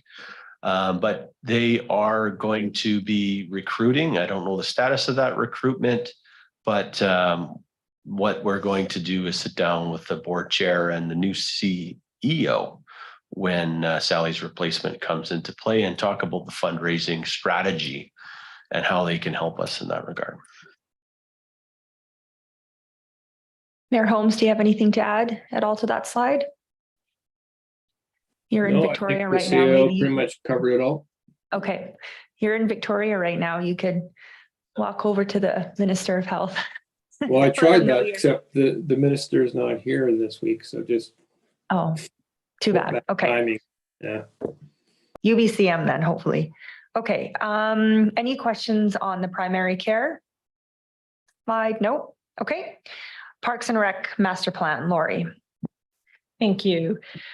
So implementation of the Parks and Rec Master Plan, one of council's priorities, and the 3 priority projects for this year under that umbrella, dog parks, tennis courts, and the rodeo grounds master plan. So we have purchased and installed permanent dog fencing at Dale Meadows Sports Complex. As I mentioned this morning, we were able to make it a little bit larger and carved out a space now that is 0.33 acres of parkland fenced for off-leash dogs. We are trialing temporary fencing, which we have purchased and own by the district for a temporary trial dog park down at Peach Orchard Beach. So the trial goes from May to September, and we will be returning at the end of September, at the September council meeting, to provide council an update and an overview of all the feedback that we've received regarding that park and start discussions about what might happen in the future. And we are construction's underway for tennis courts at the Summerland Secondary School. Right now, they have removed the existing court and are looking to rebuild 3 tennis courts and have the foundation for future basketball hoops, hopefully coming in the future if additional funds become available for one of the tennis courts. And depending on the weather, we're hoping to have that project completed by the end of this year or before the snow flies. And if we do get an early winter, then we would be looking at completing the surfacing of the tennis courts in the spring of next year. And the rodeo grounds master plan, we're at the last stages of completing the master plan and targeting to have that to come to council at the September meeting. Hey, any questions? Nope. Okay. Thanks, Lori. All right, back to Brad for the downtown plan implementation. Thank you, Madam Chair. So with regards to the downtown plan, we're doing a number of different things here just for this year. One on the planning side as well as on the infrastructure side, all of which were included in the downtown neighborhood plan. Jeremy gave an update this morning that he is working on, I think it's complete, the Wharton Street electrical design. That's, I think, supposed to be starting construction next year for burying the power of the overhead lines on Wharton Street. Myself, Joe Mitchell, and Lori Mullen, the 3 of us are tag teaming a project for the design of Henry, Kelly Ave, and Wharton Street. That will include the entrance into Memorial Park and the moving of the cenotaph all at the same time as one project. So could be a fairly large project for our community. It also include the Henry Avenue closure, which we've talked previously with council. So we're right now getting the process started on the design phase of that project. And I think Joe's been leading that with urban systems. For other projects starting this year, going into the fall, is our OCP implementation work related to the downtown neighborhood plan. We hope to start doing that work at least internally and reviewing our land use designations in the OCP within the downtown core. And then starting to do engagement with the community that was related to that downtown work, although we are planning to initiate that engagement starting in probably mid to late November this year. But we want to get the project going internally with staff at the very least here in the next few months.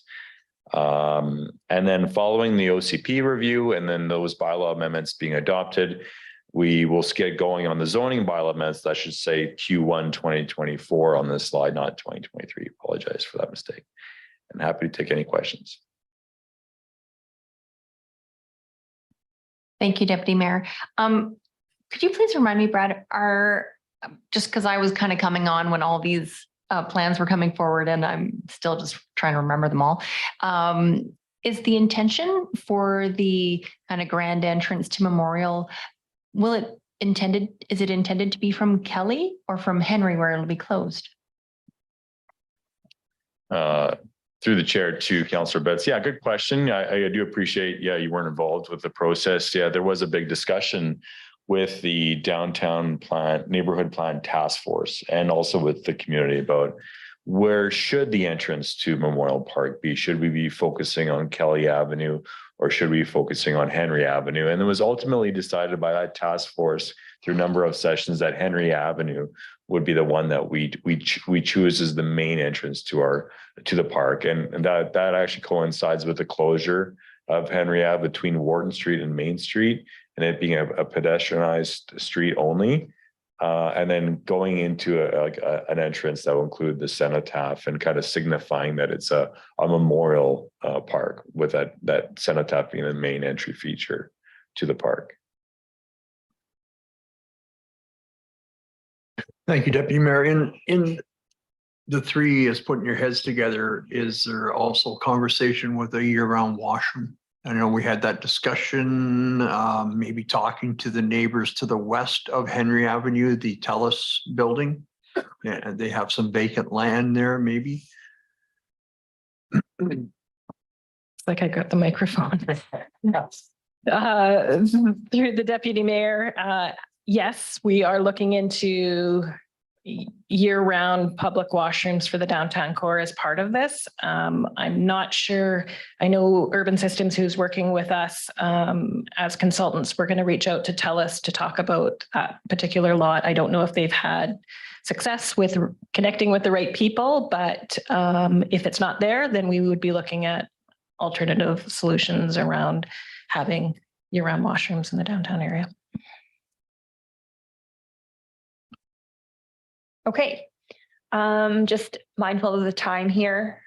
I'm not seeing any further questions, so we'll move on to the waterfront concept plan. Thank you. So another council priority is implementation of the waterfront concept plan. We've got a few projects underway this year. Joe talked this morning about the washroom upgrades at Peach Orchard and Rotary, which are substantially complete, and looking to officially open those shortly with a few deficiencies that still need to be addressed. Joe also talked about the Rotary Beach pier removal and the target, now that we've got the mussels and birds managed in an appropriate and environmental way, that we would be looking at after August 31st to be able to do the removal of the pier. And we've done design work of a basic concept pier replacement that council endorsed on June 26th at the council meeting. So those plans have gone to the province for review, and we'll be looking at potentially getting the footings implemented this fall if we get those approvals through. I hope I got that right, Joe. In conjunction with that, we're working with the Rotary Club on fundraising for enhancement. So we've got a survey that's gone out, was initiated the beginning of August to ask the community of what their thoughts are as far as what those enhancements or priority enhancements would be. And as of this morning, we had 453 responses to that survey. So really impressed with the response rate and how much, it just shows how much the community cares about what's going on there. And we'll get those results back to council in September. And we'll be sharing those with Rotary as well, and that will help guide their fundraising efforts to focus on those priority items that the community is asking for. So excited to work with them on that. We have also implemented signage at Horse Beach based on our last conversations at our last quarterly update. And I guess we would be looking, Joe, for the actual installation of the top of the pier, looking at probably next year to do that piece if we can get the pilings in during this environmental window that we can do that work. Good, thank you. Any questions? Nope. Okay, last slide, Trails Master Plan. Yeah, so council priority implementation of the Trails Master Plan and the focus project over the next few years is Giants Head Mountain Trails, phases 3 and 4. So we were one of 57 projects across BC to receive funding through the Investing in Infrastructure Canada program. To implement these 2 phases, we received just over $1.2 million to support the project. Associated Engineering was awarded the contract, and they are underway with their design work. And we did a project kickoff on June 9th, which Stat had mentioned in his intergovernmental slide.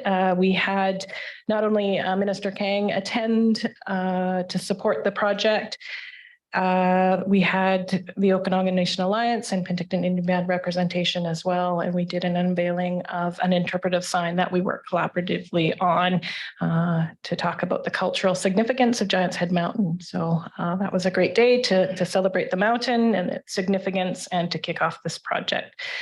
So we'd be looking to complete the design work at the end of this year and construction to begin in 2024. We've already started some engagement with First Nations of additional First Nation signage for the mountain. So we'll be doing consultation this fall on that. And we'll be back to council at the September meeting to talk about washrooms and the new washroom to be installed. Thank you. Great, thank you very much. Okay, so we are through all of our slides. Graham, did you want to do closing remarks on this? Yeah, just thanks, Madam Chair, for the opportunity. Just to say that, we have fire slides. Sorry, I forgot about that. Yes, lest we forget. Sorry about that. Over to our chief, I suppose.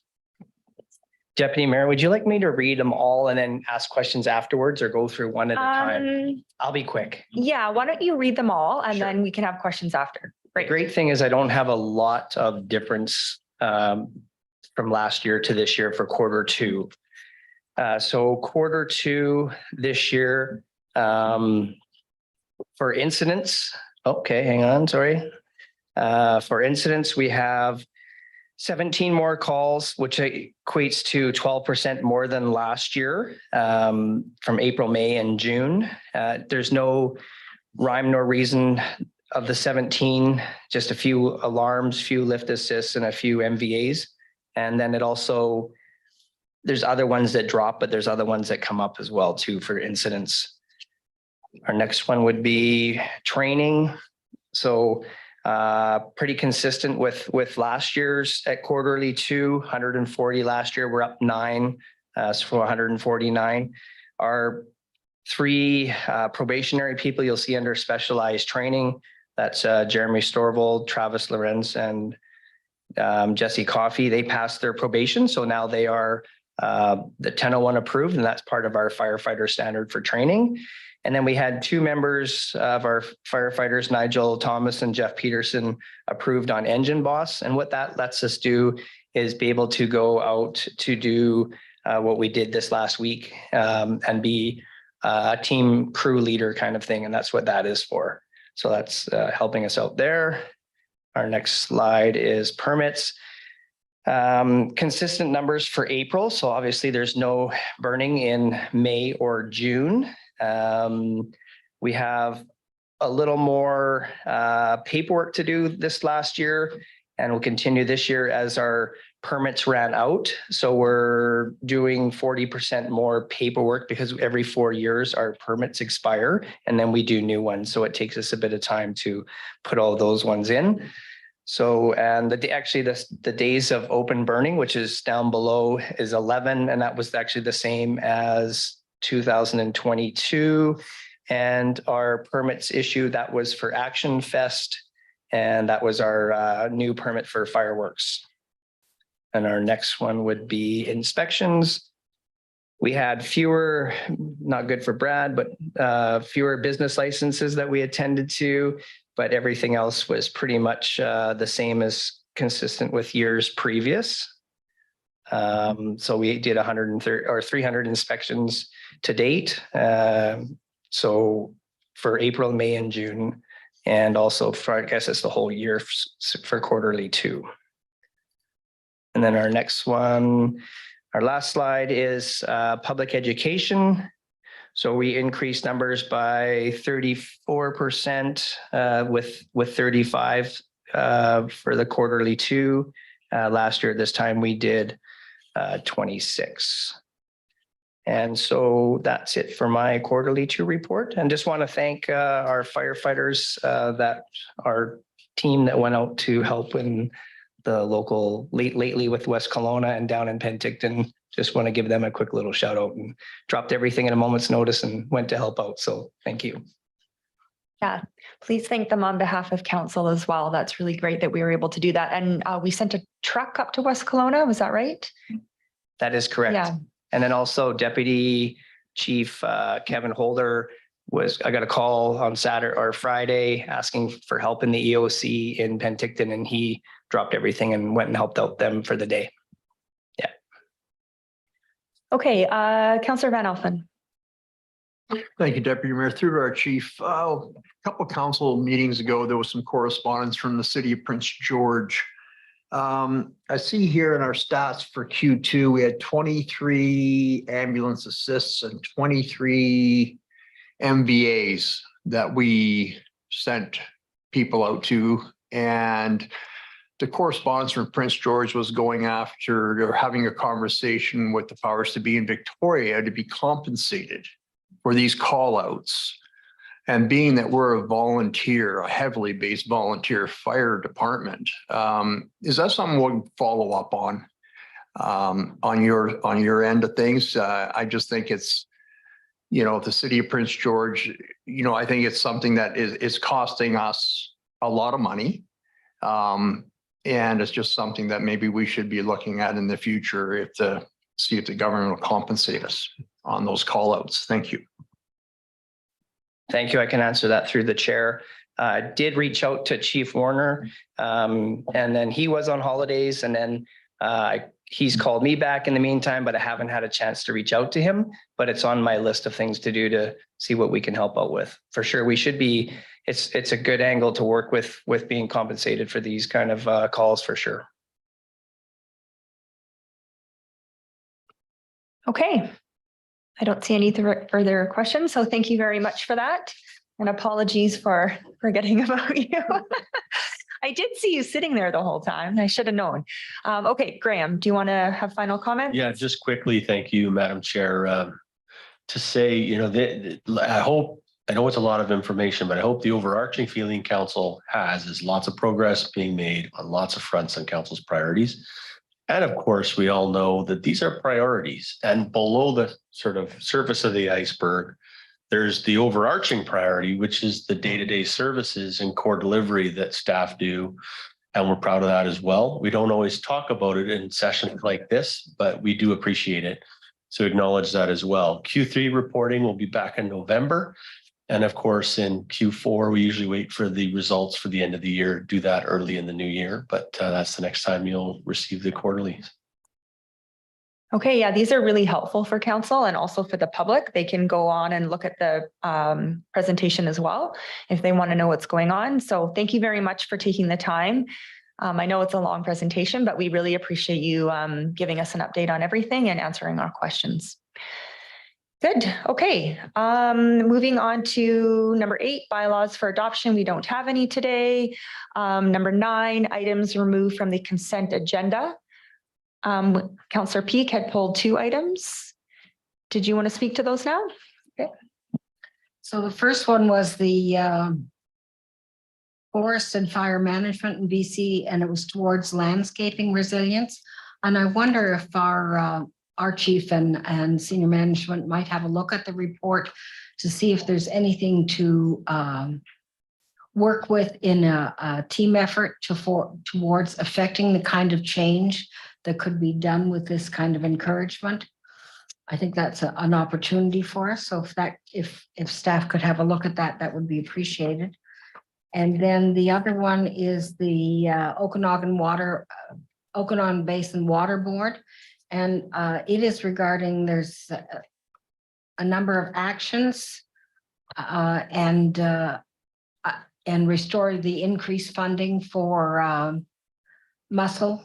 the muscle program. And I think, again, that I would hope that perhaps we could write a letter of support to actually have that funding restored and have the option for inspections in the areas we did in the past, because there aren't as many available now. And I would like to see that supported as well.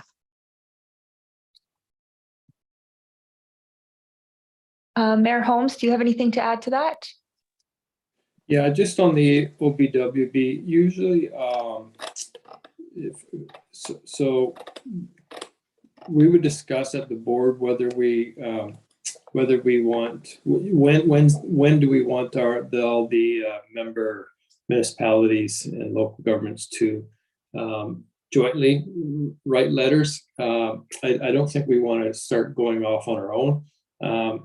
It's better, it's much more effective when all the municipalities in the valley are writing, putting the same pressure on.